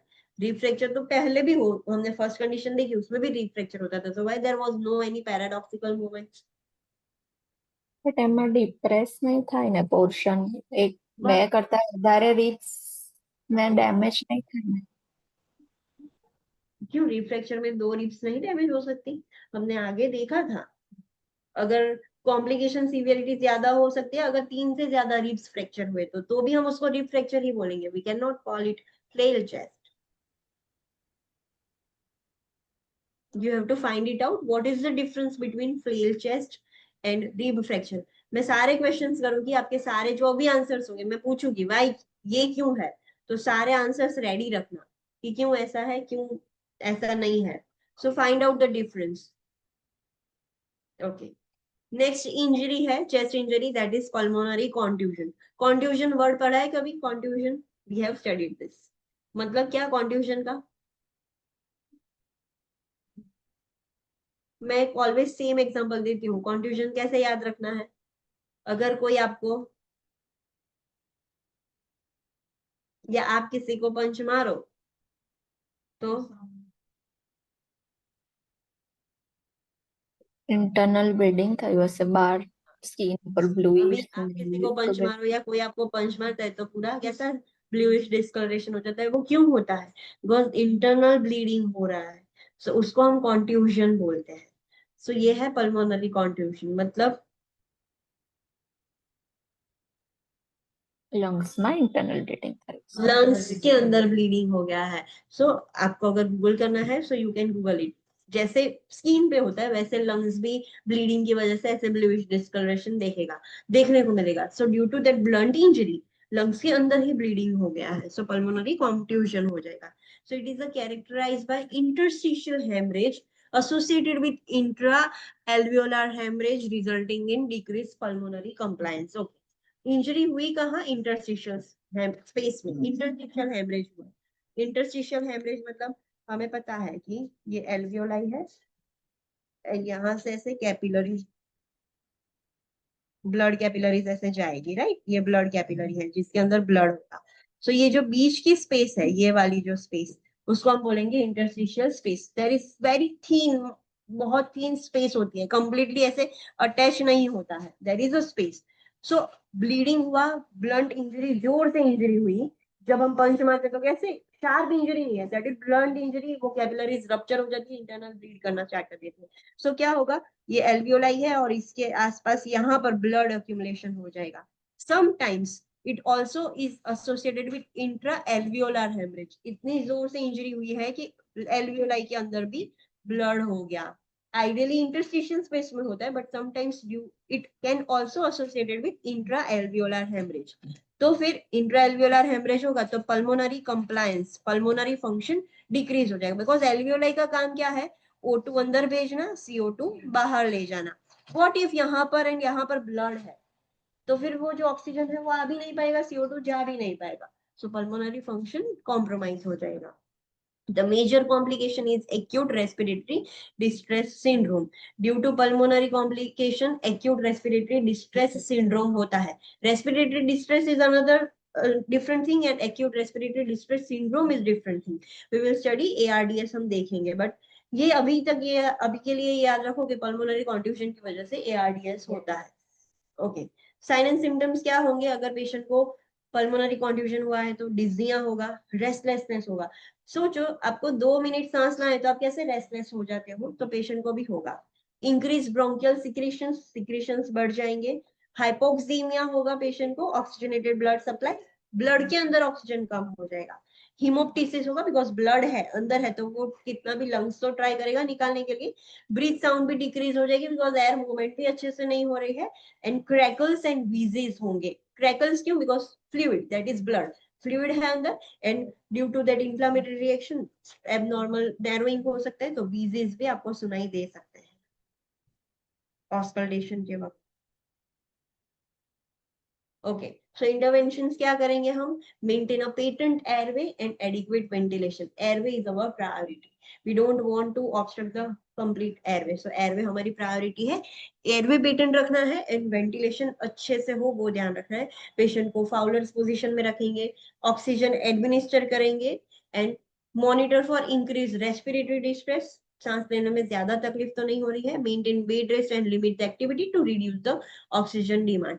ऑक्सीजन डिमांड जब तक रिड्यूस ना हो जाए तब तक हम पेशेंट को बेड रेस्ट ही करेंगे. मतलब ऑक्सीजन डिमांड रिड्यूस करने के लिए, अगर पेशेंट काम करेगा तो ऑक्सीजन की नीड ज्यादा होगी बॉडी को, फिर लंग्स को भी ज्यादा काम करना पड़ेगा. Provide oxygen and give fluids as prescribed. फिर से same point. And prepare for mechanical ventilation with PEEP if required. इसमें भी पीप की रिक्वायरमेंट है, पीप मोड की. So there is no any specific treatment. यहाँ पर तो हमने सपोर्टिव ट्रीटमेंट दी कि एयरवे मेंटेन करना है, ऑक्सीजन देना है, हाई पाउडर्स देना है. तो फिर मेन ट्रीटमेंट क्या करेंगे? Can we do directly suctioning from the alveoli? chest tube तो drainage, sorry, chest tube drainage. But it is not hemothorax, pleural cavity में नहीं है. Let me explain you properly. ये दोनों लेयर है, ये पैराइटल प्लूरा है और ये विसरल प्लूरा है, और यहाँ पर लंग्स उसके साथ अटैच है, राइट. यहाँ पर प्लूरल फ्लूइड होता है. कॉन्ट्यूजन यहाँ पर हुआ है, नॉट हियर. यहाँ पर होगा तो हम चेस्ट ट्यूब ड्रेनेज इंसर्ट करके एयर फ्लूइड निकाल देंगे, but it is inside the lungs, तो it is not applicable. Chest tube drainage नहीं हो सकता इसमें. क्या सर्जरी करेंगे? સિમ્પટોમેટિક ટ્રીટમેન્ટ બ્લીડિંગ સ્ટોપ કરવા માટે મેડિકેશન આપી શકીએ. ओके, वो दे सकते हैं. कि चलो कॉन्ट्यूजन बढ़ रहा है तो ब्लीडिंग स्टॉप करने के लिए हम मेडिसिन दे सकते हैं, बट वो ब्लीडिंग कॉन्ट्यूजन को ठीक करने के लिए नहीं करोगे कुछ. Will not do anything for that. आपको कभी लगा है ऐसा कुछ जोर से આઈસ कि कॉन्ट्यूजन हुआ है? तो फिर आप उसके लिए क्या करते थे? Ice pack application. लंग्स पर आइस पैक तो एप्लीकेशन नहीं कर पाएंगे हम, सो दैट इज नॉट। बट और क्या करते थे उसको ठीक करने के लिए? Nothing, it resolves bye its own. उसके लिए कुछ करने की जरूरत नहीं है, हमारी बॉडी ही नेचुरली धीरे धीरे उसको एब्सॉर्ब कर लेगी अपने अंदर। सो वो धीरे धीरे ठीक हो जाएगा, बट जब तक ठीक नहीं हो जाता तब तक पेशेंट को ब्रीथिंग प्रॉब्लम भी होगा। सो उसके लिए हमने सिम्टोमेटिक ट्रीटमेंट दी। There is no specific treatment for contusion, it heals on its own. वो अपने आप ही हील हो जाता है। ओके, नेक्स्ट है pneumothorax, that is also a chest injury. So pneumothorax मतलब air accumulation in the pleural space.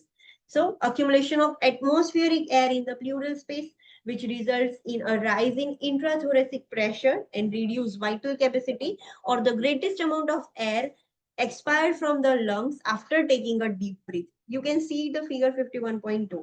एक साइड का लंग है जिसमें न्यूमोथोरेक्स हुआ है। सो जो प्लूरल स्पेस है वहां पर एयर भर गई है, तो उसने लंग्स को दबा दिया है। सो दो रीजंस की वजह से हो सकता है। फर्स्ट है बाहर से पेशेंट को पेनिट्रेटिंग इंजरी हुई है। पेनिट्रेटिंग मतलब कुछ शार्प ऑब्जेक्ट है और इस यहाँ पर होल क्रिएट हो गया है, यहाँ पर होल हो गया है। सो सीधी बाहर से एटमॉस्फेरिक एयर वो होल के अंदर से यहाँ पर चली जाएगी and it will shrink the lung. और एल्स दूसरा रीजन क्या है, बाहर से एकदम इंटेक्ट है but sometimes due to high pressure, mechanical ventilator पर हम हाई प्रेशर से करेंगे तो वो एक्स्ट्रा एयर यहाँ से लीक होना स्टार्ट हो जाएगी एंड वो प्लूरल स्पेस में अक्यूमुलेट हो जाएगी। बट वो बाहर तो जा नहीं पाएगी बिकॉज सब जगह पर इंटेक्ट है। सो जब पेशेंट डीप इनहेलेशन करता है, इंस्पिरेशन करता है, सो वो एयर लंग्स में से प्लूरल स्पेस में चली जा सकती है। सो दोनों रीजन में प्लूरल स्पेस में एयर अक्यूमुलेट हो सकती है। एंड एयर अक्यूमुलेट हो सकती है तो उसकी वजह से क्या क्या होगा वो हम देखेंगे। चलो, सो एयर अक्यूमुलेशन देगा, और हाँ एयर अक्यूमुलेशन होगी तो इंट्राथोरेसिक प्रेशर बढ़ जाएगा एंड लंग की वाइटल कैपेसिटी कम हो जाएगी। वाइटल कैपेसिटी मतलब लंग की जो एयर अंदर लेने की कैपेसिटी है वो कम हो जाएगी due to that shrinkage. The loss of negative intrapleural pressure results in collapse of lung.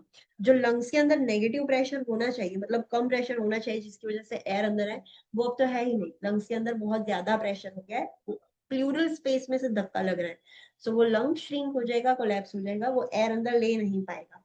There are three types of pneumothorax: spontaneous, open, and tension. Spontaneous pneumothorax occurs with a rupture of pulmonary bleb or a small air containing spaces deep in the lungs. आपने कभी fluid filled blisters देखे हैं, skin पर होते हैं, वैसे ही air filled bleb हो सकते हैं लंग्स पर। एक बबल जैसा हो जाएगा, जो बबल रैप कैसा आता है वैसा। सो लंग्स के ऊपर ऐसे ब्लैब्स बन गए हैं जिसके अंदर एयर होती है। अगर वो अचानक से स्पॉन्टेनियसली फट गया वो ब्लैब, तो फिर वो एयर लीक होके प्लूरल स्पेस में चली जाएगी। So this could lead into spontaneous pneumothorax. Got it?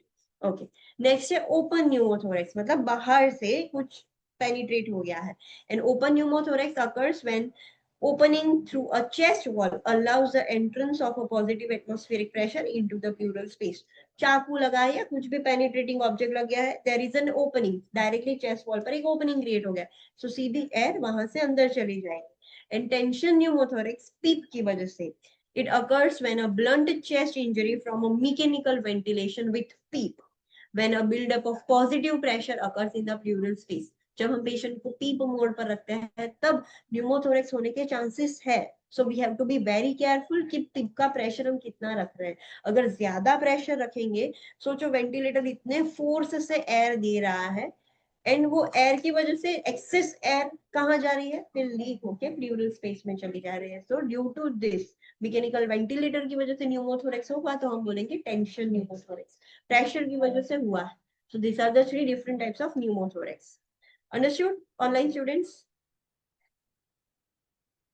Let's see the Yes. sign and symptoms of pneumothorax. There will be absent or markedly decreased breath sounds on the affected side. ये image में हमने देखा है कि left side में चलो pneumothorax हो गया है, सो वहां पर आप ब्रीथ साउंड सुनोगे तो या तो आपको बहुत ही कम सुनाई देंगे या तो कम्प्लीटली एब्सेंट होंगे, बिकॉज एयर की मूवमेंट ही नहीं हो रही है ना, लंग्स तो श्रिंक हो गए। So there will be no movement of air in and out. Cyanosis होगा, यूनिलेटरल चेस्ट वॉल एक्सपांशन होगा, एक साइड का चेस्ट एक्सपांडेड होगा। डिस्टेंडेड नेक वेन्स भी डिस्टेंड हो जाएगी। डिज्निया होगा बिकॉज ब्रीथ, एक साइड का लंग कितना काम कर पाएगा, सो डिज्निया होगा। हाइपोटेंशन होगा, शार्प चेस्ट पेन होगा पेशेंट को। Subcutaneous emphysema as evidence by crepitus on palpation. So वहां पर जो एयर है वो सबक्यूटेनियस जो लेयर होता है स्किन का, वहां पर लीक होगी एयर, एंड जब आप पाल्पेट करोगे तो वो क्रेपिटस साउंड सुनाई देगा। सो हमें पता चल जाएगा there is a subcutaneous emphysema. Sucking sound with open chest wound, अगर ओपन न्यूमोथोरेक्स हुआ है तो अगर आप कान नजदीक लेके जाओगे ना तो आपको सकिंग साउंड सुनाई देगा, एयर अंदर खींच रहा है लंग, ऐसा सकिंग साउंड सुनाई देगा। There will be tachycardia as a compensatory mechanism. Apnea होगा and tracheal deviation to unaffected side with a tension pneumothorax. अगर tension pneumothorax है मतलब बाहर से वॉल, चेस्ट वॉल एकदम इंटेक्ट है, सो वो एयर बाहर तो जा नहीं पाएगी, वो अंदर ही प्रेशर क्रिएट करेगी। सो टेंशन न्यूमोथोरेक्स की वजह से अगर यहाँ पर प्रेशर ज्यादा हो गया साइड पर, if the pressure will increase here, यहाँ पर प्रेशर इंक्रीज हो गया तो वो लंग्स को ऐसे धक्का मारेंगे, राइट, प्रेशर इंक्रीज हुआ तो उसकी वजह से, एंड धीरे धीरे ट्रैकिया यहाँ पर शिफ्ट हो सकता है, ट्रैकियल डेविएशन हो सकता है।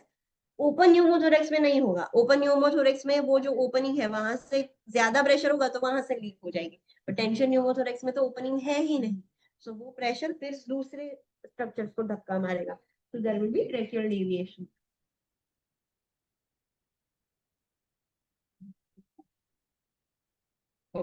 इंटरवेंशन क्या कर सकते हैं न्यूमोथोरेक्स के लिए, हमने देखा था अगर एयर अक्यूमुलेट हो जाए तो हम क्या कर सकते हैं, थोरासेंटेसिस नहीं कर सकते, थोरासेंटेसिस भी कर सकते हैं इमीडिएट पर्पस के लिए, बट लॉन्ग टाइम के लिए रखना है तो चेस्ट ट्यूब ड्रेनेज करेंगे। थोरासेंटेसिस हमने इंसर्ट किया, निकाल लिया, that's it, we can not keep it as it is. Chest tube drainage एक क्लोज सिस्टम है कि हम 2-3 दिन के लिए भी वहां पर रख सकते हैं जब तक पेशेंट को हील नहीं हो। सो दोनों में से कुछ भी कर सकते हैं। So diagnosis of pneumothorax is made by chest X-ray, which shows air or fluid in the pleural space and reduction of lung volume. Chest X-ray करेंगे ना तो पूरा दिख जाएगा कि इतनी जगह पर एयर भर गई है या पानी होता है, प्लूरल इफ्यूजन होगा तो पानी होगा, तो चेस्ट एक्सरे में ये पता चल जाएगा। Apply a non porous dressing over an open chest wound, अगर ओपन चेस्ट वुंड है, इंजरी हुई है ओपन, तो उसके ऊपर जो ड्रेसिंग लगाओ वो नॉन पोरस होना चाहिए, होल्स नहीं होने चाहिए, वरना वहां से भी एयर अंदर जाएगी। सो एकदम प्रॉपर, लाइक बिल्कुल भी एयर ना जाए ऐसा ड्रेसिंग अप्लाई करना है। Administer oxygen as prescribe, patient को ऑक्सीजन देना पड़ेगा। Place the client in a Fowler's position for chest trauma. कोई भी रेस्पिरेटरी कंडीशन, जैसे हमने आगे देखा कि कोई भी जीआई सिस्टम में प्रॉब्लम हो, एक्यूट फेज में हम पेशेंट को एनपीओ कर देते थे, खाना बंद। सो कोई भी रेस्पिरेटरी प्रॉब्लम हो, फाउलर्स पोजीशन ही बेस्ट है to ease the breathing. Prepare for chest tube placement which will remain in place until the lung has expanded fully. Chest, अब हमें न्यूमोथोरेक्स हुआ है, राइट, सो ऐसा नहीं कि एक बार आपने थोरासेंटेसिस कर दिया तो एक बार की एयर निकल जाएगी बट वापस से नहीं होगा, ऐसा किसकी गारंटी। सो हम पेशेंट को कंटिन्यूअस ड्रेनेज के लिए चेस्ट ट्यूब ड्रेनेज पर रखेंगे, एंड जब तक लंग प्रॉपरली एक्सपांड नहीं हो जाता, सारी एयर नहीं निकल जाती, तब तक हम रखेंगे। हमें कैसे पता चलेगा कि न्यूमोथोरेक्स ठीक हो गया है,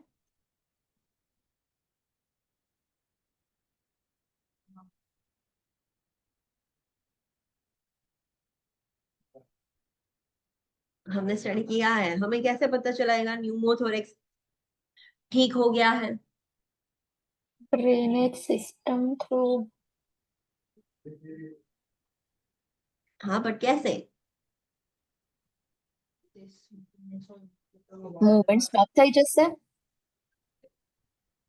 बट क्या, किसकी मूवमेंट, अपवर्ड इनवर्ड मूवमेंट હતી ड्रेनेज सिस्टम માં એ સ્ટોપ થઈ જશે। जो वाटर सील चैम्बर में जो हम पानी भरते थे, जो उसका टाइडलिंग जो मोशन होना चाहिए वो बंद हो जाएगा। यू आर एब्सोल्युटली करेक्ट, आपको पता है, दैट इज ओके। सो वो बंद हो जाएगा, इट इंडिकेट्स कि न्यूमोथोरेक्स ठीक हो गया, but it does not only indicate pneumothorax ठीक हो गया। कदाच शायद पॉसिबिलिटी है कि निकल गया है, किंग है, पर हमें वो चेक करना होगा कि एग्जैक्टली न्यूमोथोरेक्स ठीक हो गया है या लीकेज क्या प्रॉब्लम है, but it is a sign. So वो हम देख सकते हैं। Monitor chest tube drainage system हम चेक करेंगे, monitor for subcutaneous emphysema जो पाल्पेशन से पता चल जाएगा। Review serial chest x-ray to determine effectiveness of treatment, हर रोज डेली उसका एक्सरे करेंगे तो हमें इफेक्टिवनेस पता चलेगी कि कितना कितना कम हो रहा है, सीरियल्स एक्सरे करने होंगे। And for more information on regarding chest tube we have already studied in chapter 70 complex care. What is this really important point?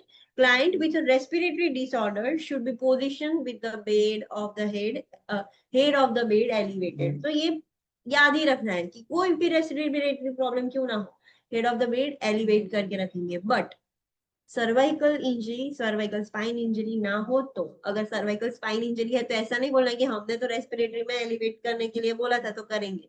Cervical spine injury है या कोई भी स्पाइनल इंजरी है तो हम एलिवेट नहीं कर सकते, बट नहीं है तो एलिवेट करना होगा। Okay, so that is all about chest injuries. उसमें हमने रिब फ्रैक्चर, फ्लेल चेस्ट देखा, pulmonary contusion and pneumothorax, 4 injuries देखी। नेक्स्ट कंडीशन है एस्मा। What is ESMA? सबसे कॉमन है, आपने सुना होगा, इट इज नथिंग न्यू। क्या होता है? We have studied this so many times, paediatric में भी पढ़ा है हमने।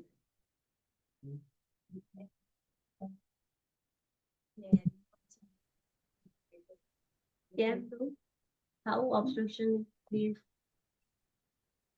You are absolutely correct. Asthma is a condition in which the airway becomes obstructed. How? Why? That is obstruction. Online students, what is asthma? Due to some allergen inflammatory reaction થશે અને bronchi obstruction થઈ જશે bronchus માં.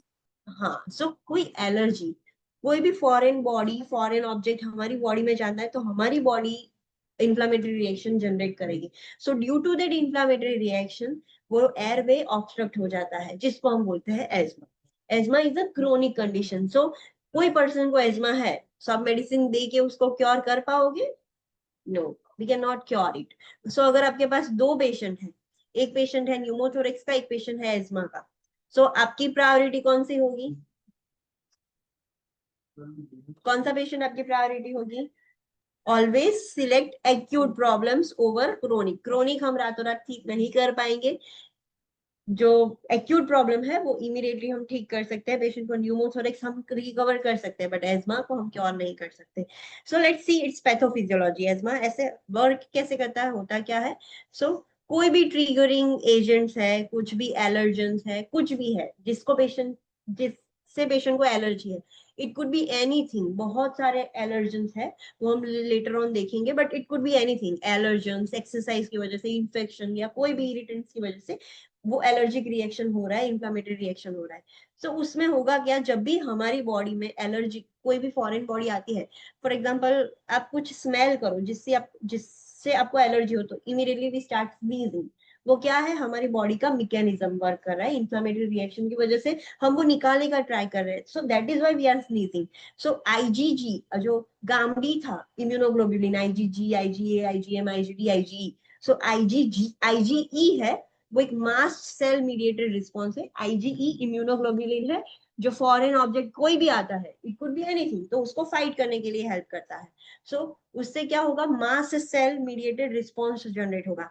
सो हम ऐसा बोल सकते हैं कि अगर मैं कुछ भी स्मेल करूं और मुझे इमीडिएटली रिएक्शन स्टार्ट हो रहा है, तो मैं ऐसा बोल सकती हूँ कि मेरे मास्ट सेल्स बहुत ज्यादा ओवर एक्टिव है। मेरा जो इम्यूनो एंटीबॉडीज है, जो इम्यूनोग्लोबुलिन्स है, वो इतनी हाइपर एक्टिव है कि मैं कुछ भी स्मेल करूं इमीडिएटली वो जंग लड़ने के लिए रेडी हो जाते हैं, मास्ट सेल्स एक्टिवेट हो जाते हैं। अगर मास्ट सेल्स एक्टिवेट हो गए, so release of the mediators from mast cells, eosinophil, macrophages and lymphocyte. जब ये जंग छिड़ी जाती है मास्ट सेल्स के बीच में एंटीजन, सो एंटीबॉडी एंटीजन रिएक्शन होगा। सो मास्ट सेल में से इओसिनोफिल्स में से मैक्रोफेजेस, इओसिनोफिल्स, मैक्रोफेजेस और लिम्फोसाइट्स, उसमें से रिलीज होगा कुछ मीडिएटर, एंड सबसे कॉमन मीडिएटर है हिस्टामाइन।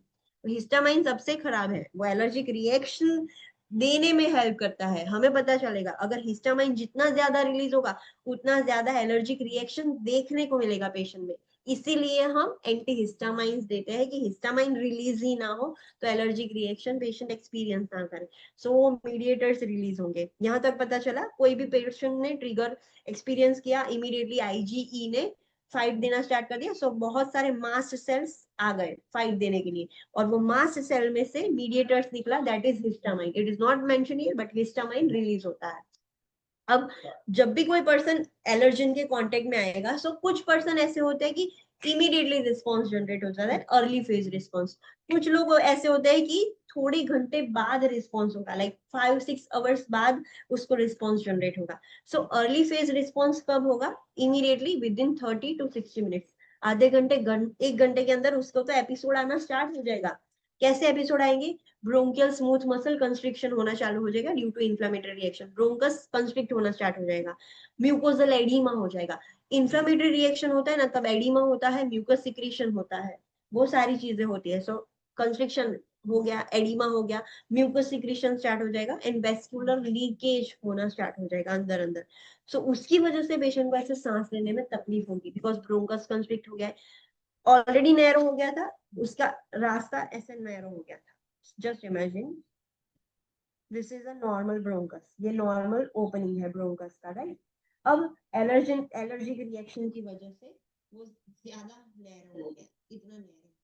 अब जो बची कुची जगह थी वहां पर एडिमा होगा था, और जो बची कुची जगह थी वहां पर ऐसे म्यूकस सिक्रेशन हो गया। तो एयरवे कितना हो गया, सो पेशेंट को सांस लेने में दिक्कत होगी। So there will be air trapping. Patient को ऐसा लगेगा कि वो चलो थोड़ी गैप में से हवा ले तो ली, बट वो जा नहीं पा रही है, अंदर फंस गई। एयर ट्रैपिंग होगा, हाइपोक्सेमिया होगा, ज्यादा एयर ले नहीं पाएगा। जब तक वो अंदर की बाहर नहीं जाएगी, बाहर की अंदर कैसे आएगी? सो एयर ट्रैपिंग होगा, हाइपोक्सेमिया होगा, obstruction of large and small Airways. Large airway track किया, फिर उसके बाद सारे छोटे छोटे एयरवेज भी ऑब्स्ट्रक्टेड हो जाएंगे, एंड रेस्पिरेटरी एसिडोसिस हो सकता है, बिकॉज ऑक्सीजन कम हो जाएगा, CO2 बिल्डअप हो जाएगा, सो रेस्पिरेटरी एसिडोसिस होगा। ये हुआ इमीडिएटली अर्ली स्टेज में, 1 घंटे के अंदर अंदर ऐसा रिएक्शन आएगा। लेट रिस्पॉन्स कब होता है? 5 से 6 घंटे के अंदर पीक रिस्पॉन्स होगा। पेशेंट कोई के एलर्जन कांटेक्ट में आया, पता भी नहीं चला, 5-6 घंटे हो गए, फिर रिएक्शन होगा, तब तक तो वो निकल भी गया, बट रिएक्शन लेट आया। सो उसमें भी सेम ब्रोंकियल हाइपर एक्टिविटी हो जाएगी, infiltration of eosinophils and neutrophils होगा, तो उसकी वजह से म्यूकस सिक्रीशन बढ़ जाएगा, इन्फ्लामेशन होगा। सिम्टम्स सेम होंगे, सिर्फ डिफरेंस इतना है कि लेट हो रहा है, and with in 1 to 2 days, अब 1 से 2 दिन बाद मोनोसाइट्स एंड लिम्फोसाइट्स का भी वहां पर इनफिल्ट्रेशन हो जाएगा, और ज्यादा म्यूकस प्रोडक्शन होगा, एंड अल्टीमेटली होगा तो सेम ही, सांस लेने में दिक्कत होगी, एयर ट्रैपिंग होगा, हाइपोक्सेमिया होगा, obstruction of large and small Airways, and respiratory acidosis. So this is how ESMA works. ESMA में ऐसा होता है। Okay, now let's see its description. Chronic, it is a chronic inflammatory disorder of airway that causes varying degree of obstruction in the airway. ESMA क्या है? कि inflammatory disease condition है जिसमें different degree का ऑब्स्ट्रक्शन होगा। कम inflammation है तो कम obstruction, ज्यादा इन्फ्लेमेशन है तो ज्यादा ऑब्स्ट्रक्शन, या तो कंप्लीटली ब्लॉक भी हो सकता है। Marked by airway inflammation and hyper responsiveness of variety to stimuli और ट्रिगर्स। पता कैसे चलेगा? तो होता क्या है कि जो स्टिम्युलर्स है, एलर्जेंस है, उसकी वजह से रिएक्शन हाइपर, हम ऐसा बोल सकते हैं कि हाइपर सेंसिटिविटी हो गया है, उसके कांटेक्ट में आने की वजह से पेशेंट को, सारे पर्सन को तो एस्मा नहीं होता है, बट कुछ पर्सन हाइपर सेंसिटिव होते हैं कि जैसे ही ट्रिगर्स के कांटेक्ट में आए इनको इन्फ्लेमेशन स्टार्ट हो गया। Let's see about the different types of triggers.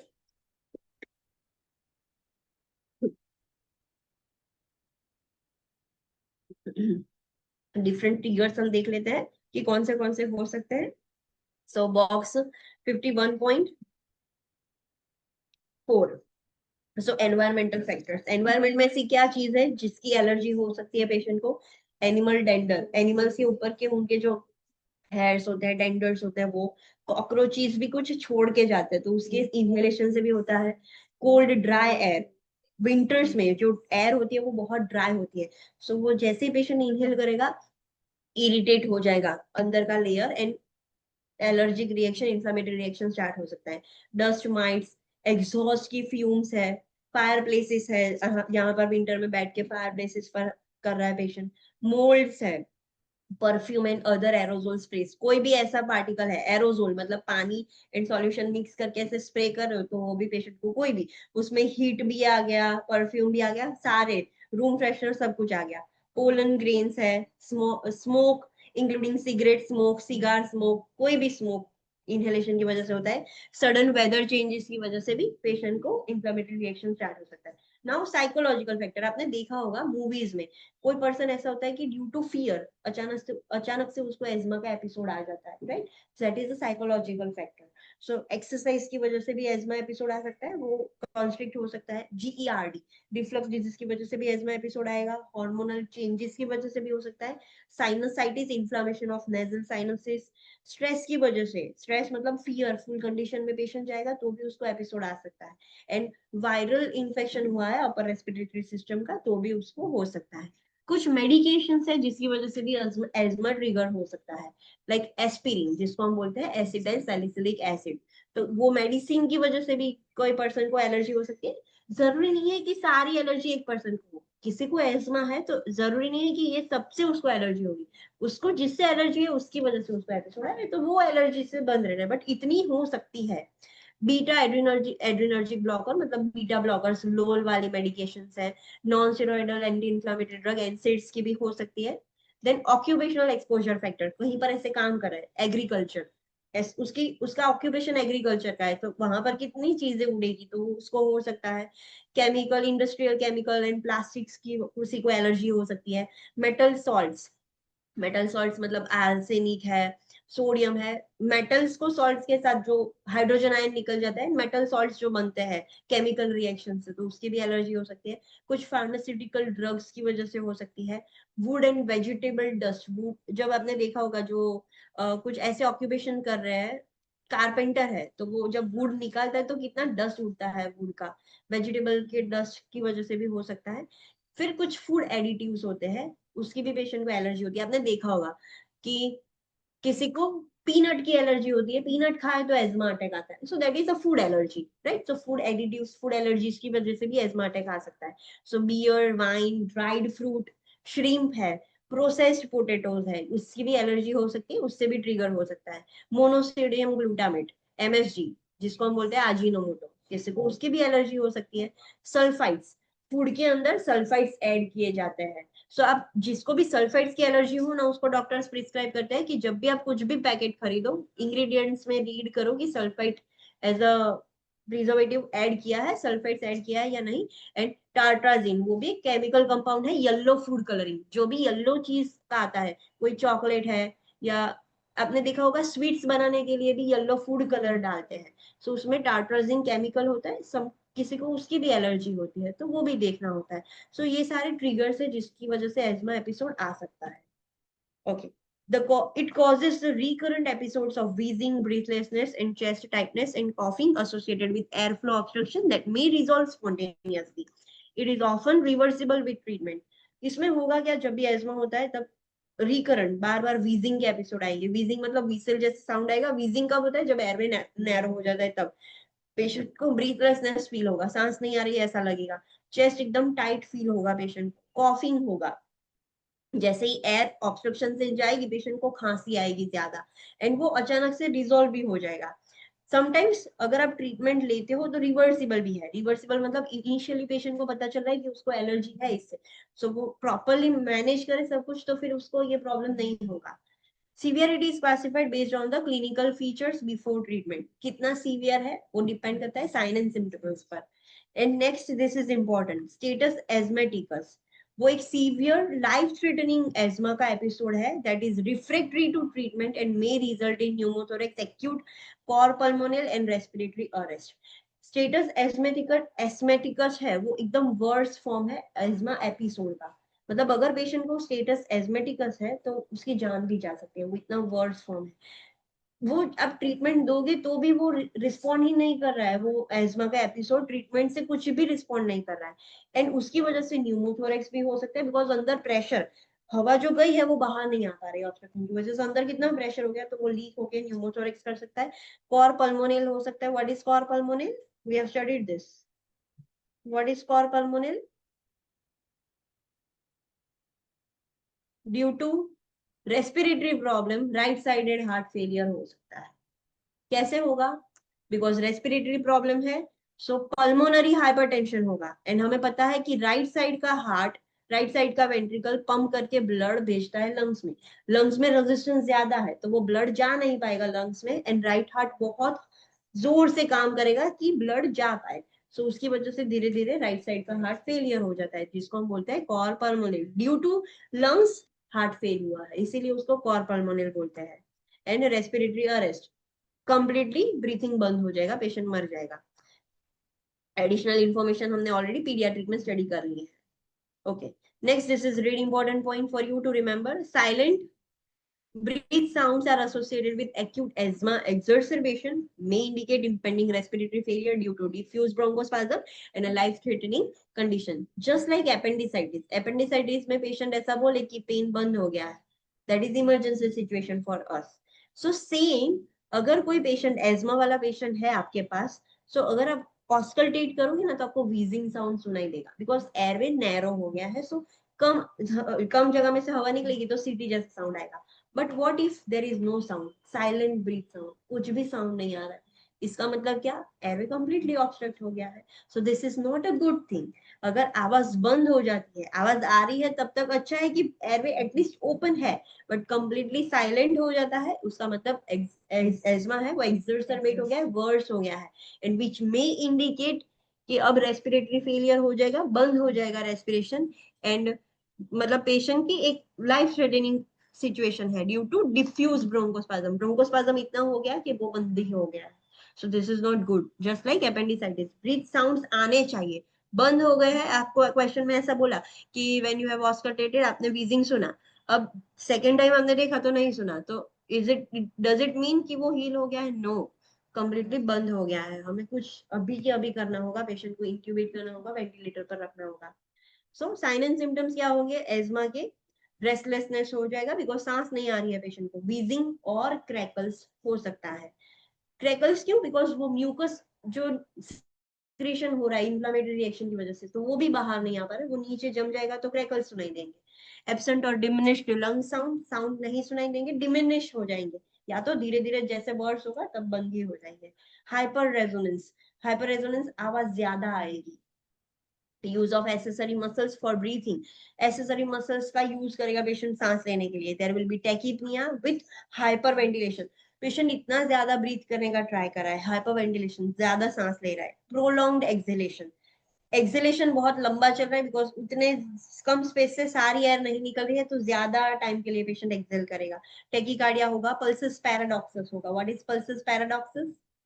This is something new, it is not a classical sign, सिर्फ इसमें नहीं होता है, but this is something new. What is pulsus paradoxus? We have studied this, you have studied this? No, I guess. Okay, आपके लिए नया है।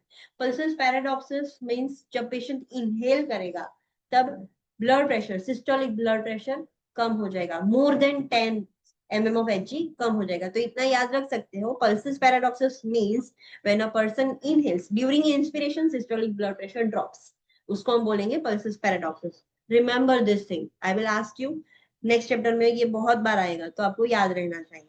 Next है diaphoresis, excessive sweating and cyanosis होगा, ये उसके साइन एंड सिम्टम्स हैं। Then decrease oxygen saturation, SpO2 भी कम आएगा। And pulmonary function test that demonstrate decrease air flow rates, pulmonary PFT करोगे तो भी एयर फ्लो भी उसमें PFT भी अच्छा नहीं होगा। सो ये उसके साइन एंड सिम्टम्स हुए। अब इंटरवेंशन क्या करेंगे, एज्मा की ट्रीटमेंट क्या है? चलो,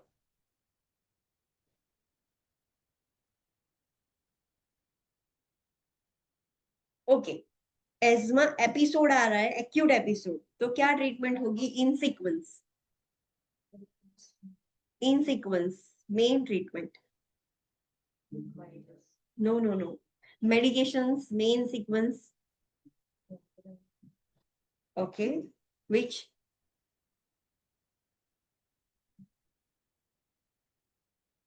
Guys, we have studied this in pharmacology and pediatric में भी हमने स्टडी किया कि ये सीक्वेंस में ही मेडिसिन देनी होगी। अगर सीक्वेंस, ब्रोंकोडायलेटर, which bronchodilators? साबा, लाबा, लॉन्ग एक्टिंग, शॉर्ट एक्टिंग? तो शॉर्ट एक्टिंग। ओके, कैसे पता चलेगा शॉर्ट एक्टिंग है ये? ब्यूटेरॉल, ओके, फिर कौन सी ड्रग दोगे? एंटीकोलिनर्जिक, ट्रोपियम ओके, वाली, ओके, एंड थर्ड नंबर पर? कॉर्टिकोस्टेरॉइड्स, ओके, कैसे पता चलेगा? सोन, जोन, सोलॉन, सोन, ऑन यस। तो ये सीक्वेंस याद रखनी है, दिस इज वेरी इंपॉर्टेंट। जब भी कोई पर्सन को एक्यूट एज्मा एपिसोड आता है तो ये 3 ड्रग देनी होती है, वो भी सीक्वेंस में देनी होगी। अगर आपने सीक्वेंस ऊपर नीचे कर दी तो ट्रीटमेंट इफेक्टिव नहीं होगी। फर्स्ट आपको शॉर्ट एक्टिंग ब्रोंकोडायलेटर्स देने हैं, बिकॉज अभी के अभी हमें चाहिए रिजल्ट। शॉर्ट एक्टिंग ब्रोंकोडायलेटर्स कैसे पता चलेगा? ब्यूटेरॉल, आलब्यूटेरॉल, सालब्यूटेरॉल। जिसके पीछे ब्यूटेरॉल है वो शॉर्ट एक्टिंग है, जिसके पीछे सिर्फ टेरॉल है, साल्मेट्रॉल, दैट इज ओनली टेरॉल नॉट ब्यूटेरॉल, तो वो लॉन्ग एक्टिंग है। अभी लॉन्ग एक्टिंग नहीं चाहिए, हमें ब्यूटेरॉल वाली चाहिए। सेकेंड ड्रग, सेकेंड इनहेलर हम एंटीकोलिनर्जिक देंगे। कब पता कैसे चलेगा ये एंटीकोलिनर्जिक से? ट्रोपियम होगा, इप्राट्रोपियम, थियोट्रोपियम, ट्रोपियम वाली ड्रग्स है। एंड थर्ड, कॉर्टिकोस्टेरॉइड्स का इनहेलर देंगे। वो हमें कैसे पता चलेगा? सोन, सोलॉन, ओन, जो पीछे सफिक्स होता है वो ONE होता है, तो जिससे हमें पता चल जाएगा।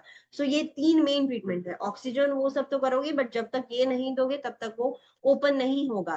सो ये मेन ट्रीटमेंट है।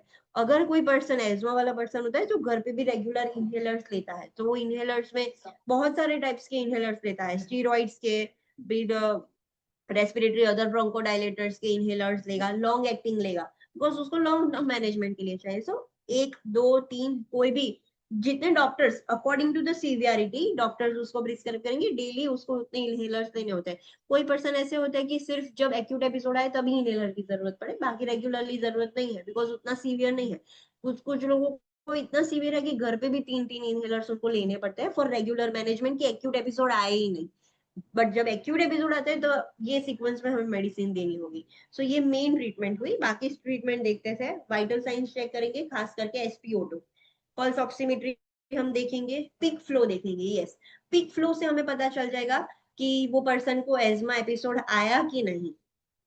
एक पेन आती है, पिक फ्लो मीटर की पेन आती है, हमने पीडियाट्रिक में देखा था। ओके, एक यू कैन गूगल इट, एक पेन जस्ट,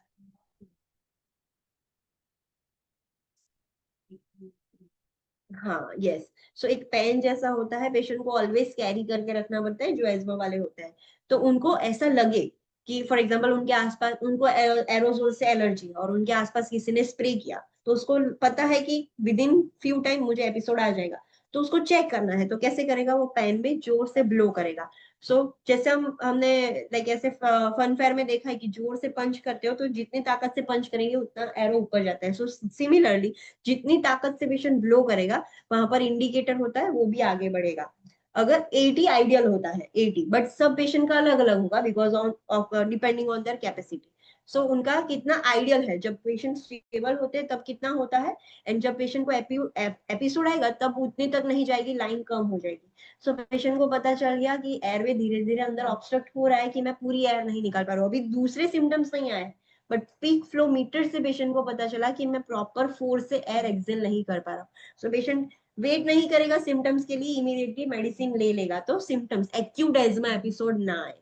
सो रेगुलरली कुछ पेशेंट ट्रीटमेंट ले रहे होते हैं तो चेक करने के लिए उससे मेडिसिन ली, अब एयर उसकी एयरवे खुला, अब कितने फोर्स आ रहे हैं, तो वापस से वो करेगा। अगर अब ऊपर जा रहा है, जो उसका पहले रहता था उससे ऊपर जा रहा है, तब पेशेंट को समझ रहा है कि हाँ अब मैं ठीक हूँ। सो वो पीक फ्लो मीटर हमें मॉनिटर करना होगा। पेशेंट ऑलवेज वो पेन कैरी करके रखता है।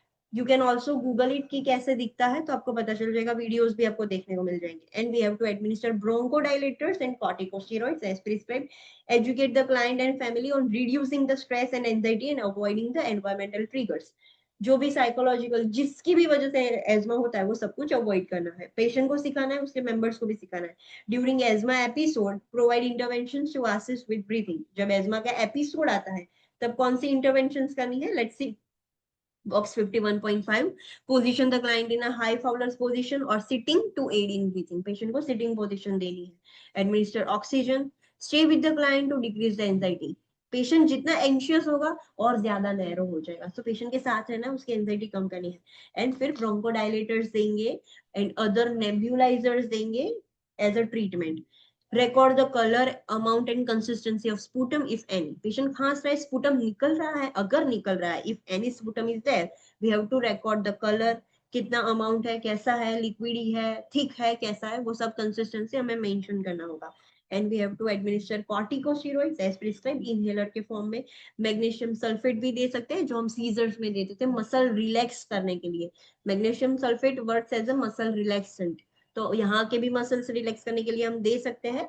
एडमिनिस्टर आईवी फ्लूइड्स देने हैं। एंड लंग साउंड ऑस्कल्टेट करने हैं before treatment, during treatment and after treatment, because lung sound बंद हो गया, दैट इज नॉट गुड। धीरे धीरे वीजिंग में से क्लियर लंग साउंड जाने चाहिए, बंद नहीं होना चाहिए, साइलेंट नहीं होना चाहिए। सो वो हम मॉनिटर करते रहेंगे। ये जनरल ट्रीटमेंट है, बट ये सीक्वेंस याद रखनी है आपको, आपको उसके ऊपर से क्वेश्चन आएंगे। और क्वेश्चन होगा, पेशेंट आपके पास आया है, इतनी एज का एस्मा एपिसोड आया है, एंड ऑप्शंस में होगा which is your priority action, उसमें कॉर्टिकोस्टेरॉइड भी लिखा होगा, ब्रोंकोडायलेसिस, सारे ऑप्शंस लिखेंगे, तब आप क्या करोगे। सो ये सीक्वेंस प्रायोरिटी में सिलेक्ट करनी है। पहले साबा ड्रग देनी है ब्यूटेरॉल वाली, या तो सिर्फ मेडिकेशन के भी नाम लिखे होंगे कि आप कौन सी दोगे, मिथाइल प्रेडनिसोलोन, इप्राट्रोपियम, एल्ब्यूटेरॉल या आईवी फ्लूइड, मैग्नीशियम सल्फेट। तो फर्स्ट आपका ऑप्शन क्या होगा, साल्ब्यूटेरॉल। सो वो आपको प्रायोरिटी वाइज सिलेक्ट करना है। सो पहले साबा ड्रग, देन प्रोपियम ड्रग, मतलब एंटीकोलिनर्जिक्स, एंड देन स्टेरॉइड्स, सोलोन ड्रग। सो ये चीज सीक्वेंस याद रखना है। ओके ये लास्ट है, क्लाइंट एजुकेशन हम देख लेते हैं। जो भी एज्मा वाले पेशेंट है उसको क्या एजुकेशन दोगे। सो discuss the intermittent nature of symptoms and need for long term management. Patient को बोलना है ये आपकी क्रोनिक कंडीशन है, ये क्योर नहीं होगी, आपको लॉन्ग टर्म मैनेजमेंट करना होगा, अवॉइड करके, ध्यान रख के, ऐसा सब कुछ। So identify the possible triggers and measure to prevent the episodes. पहले आइडेंटिफाई करो कि आपको एलर्जी है किससे, कौन से ट्रिगर्स के कांटेक्ट में आने से आपको एपिसोड आ रहा है, तो वो अवॉइड करना है, simple. So use a pursed lip breathing before, during and after activities that are possible triggers. अगर एक्सरसाइज की वजह से हो रहा है या कोई भी ट्रिगर्स की वजह से हो रहा है, तो पर्स स्लीप ब्रीथिंग करना है। पर्स स्लीप ब्रीथिंग मतलब ऐसे नोज से इनहेल करना है, माउथ ओपन करके एक्सहेल करना है। सो ऐसे पर्स स्लीप ब्रीथिंग करना है, सो जिससे जितना हो सके उतना नॉर्मल पेशेंट ब्रीथिंग कर पाए। So management of medication and proper administration, जो भी मेडिकेशंस डॉक्टर ने बोला है कि घर पे इतनी लेनी है, कॉर्टिकोस्टेरॉइड्स है, लॉन्ग टर्म एंटीकोलिनर्जिक्स, जो भी डॉक्टर ने बोला है वो कैसे लेनी है, प्रॉपर एडमिनिस्ट्रेशन, सब कुछ आप क्लाइंट को सिखाओगे, एजुकेट करोगे।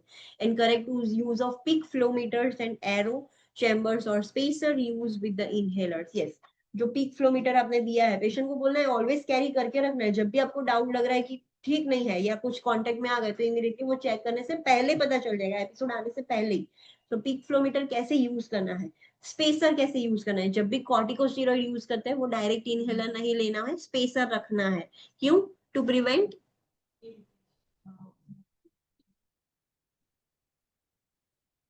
why the patient has to always use the spacer if the person is using corticosteroid inhaler। Irritation होगा, उसकी वजह से क्या होगा, वाइट वाइट हो जाता है, उसको हम क्या बोलते हैं, हाँ उसको क्या बोलते, sorry, fungal infection. Fungal infection, thrush हो जाता है। सो टू प्रिवेंट दैट हम पेशेंट को बोलेंगे स्पेसर यूज करें, एंड स्पेसर भी वॉश करना पड़ता है रेगुलरली। वियर अ मेडिकल और ड्रेस फिट पहन के रखना है। Develop an asthma action plan with the PHCP and what to do if asthma episode occurs. Action plan patient को डॉक्टर के साथ बनाना होगा कि अगर कुछ एपिसोड आ जाए तो तब क्या करोगे इमीडिएटली हॉस्पिटल आने से पहले। सो प्रॉपर पेशेंट को सब कुछ आपको सिखाना होगा। ओके सो आज के लिए इतना ही। Let's do a quick revision, आज हमने क्या देखा।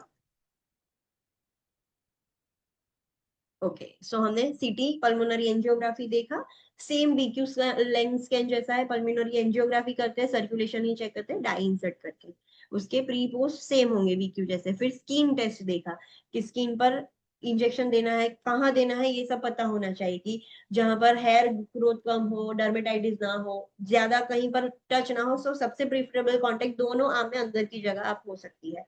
देन एबीजी देखा, एबीजी क्या है, ऑक्सीजन CO2 लेवल चेक करने के लिए होता है। What is this red important point,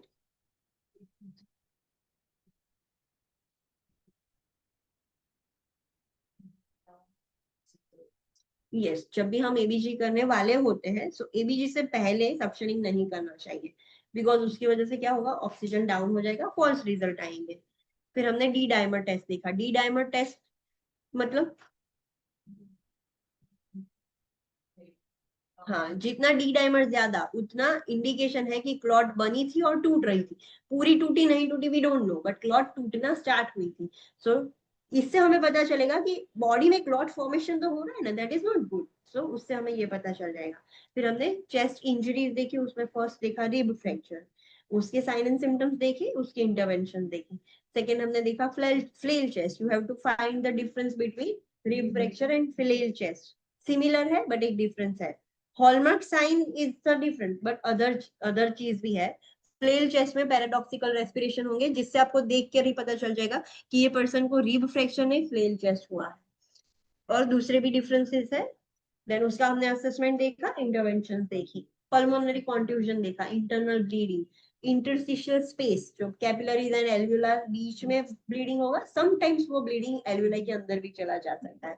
सो उसकी वजह से एआरडीएस हो सकता है। फिर उसके हमने साइन एंड सिम्टम्स देखे, ट्रीटमेंट देखी। जनरली जब भी कॉन्ट्यूजन होता है वो अपने आप ही ठीक हो जाता है, सो सिर्फ सपोर्टिव ट्रीटमेंट दी। फिर हमने न्यूमोथोरेक्स देखा, air accumulation in the plural space, उसके टाइप्स देखे।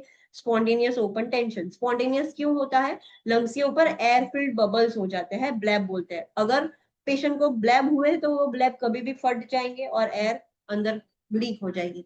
ओपन न्यूमोथोरेक्स में बाहर से पेनिट्रेटिंग इंजरी हुई है तो बाहर की हवा अंदर जा रही है। टेंशन न्यूमोथोरेक्स वेंटिलेटर की वजह से होता है, जब आपने बहुत प्रेशर से हवा दे दी है तो वो प्रेशर की वजह से बाहर प्लूरल स्पेस में चली जा रही है। फिर उसके हमने साइन एंड सिम्टम्स देखे एंड उसकी इंटरवेंशन देखी। मेन इंटरवेंशन हमें कंटिन्यूअस वो ड्रेन चेस्ट ट्यूब ड्रेनेज करके वो एयर निकालनी होगी, साथ साथ में सपोर्टिव ट्रीटमेंट देंगे। What is this very important point?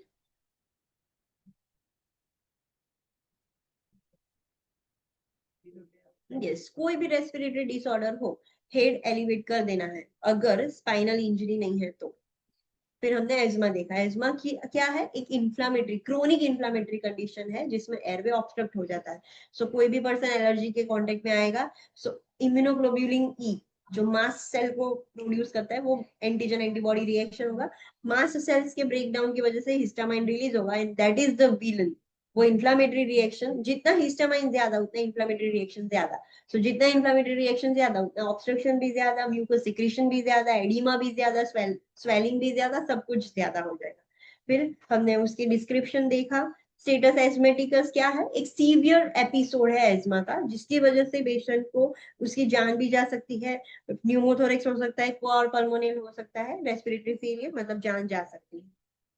फिर हमने देखे ट्रिगर्स कि कौन सी एलर्जीज होती है। जरूरी नहीं है कि सिर्फ इतनी होगी, कुछ कुछ लोगों को ऐसी अजीबो गरीब लाइक किसी चीज की, जैसे पीनट है, that is also an allergy, कि वो खाने की एलर्जी होती है। बहुत सारी एलर्जीज है, अगर उसके कांटेक्ट में आ जाएगा तो उसको इंफ्लेमेटरी रिएक्शन हो जाएगा। What is this really important point?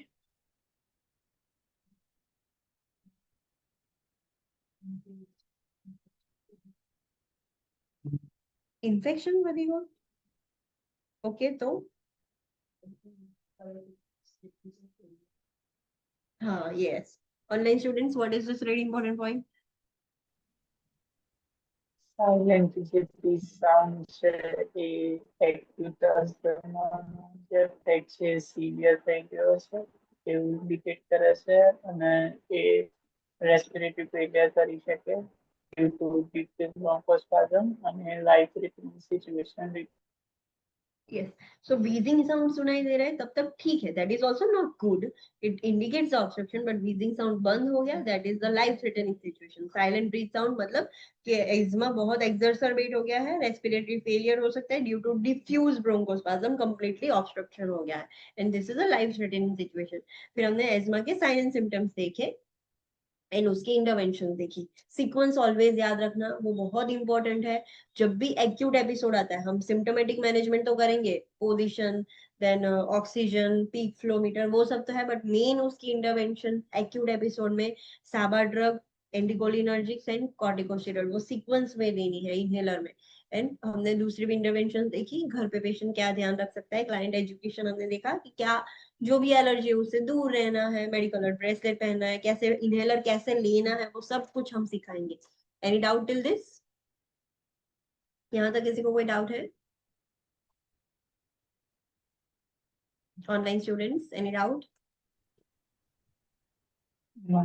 Okay, तो मैंने जो असाइनमेंट्स दिया है वो कंप्लीट करके आना कल, and we will discuss it tomorrow. See you tomorrow at 9 AM. Thank you.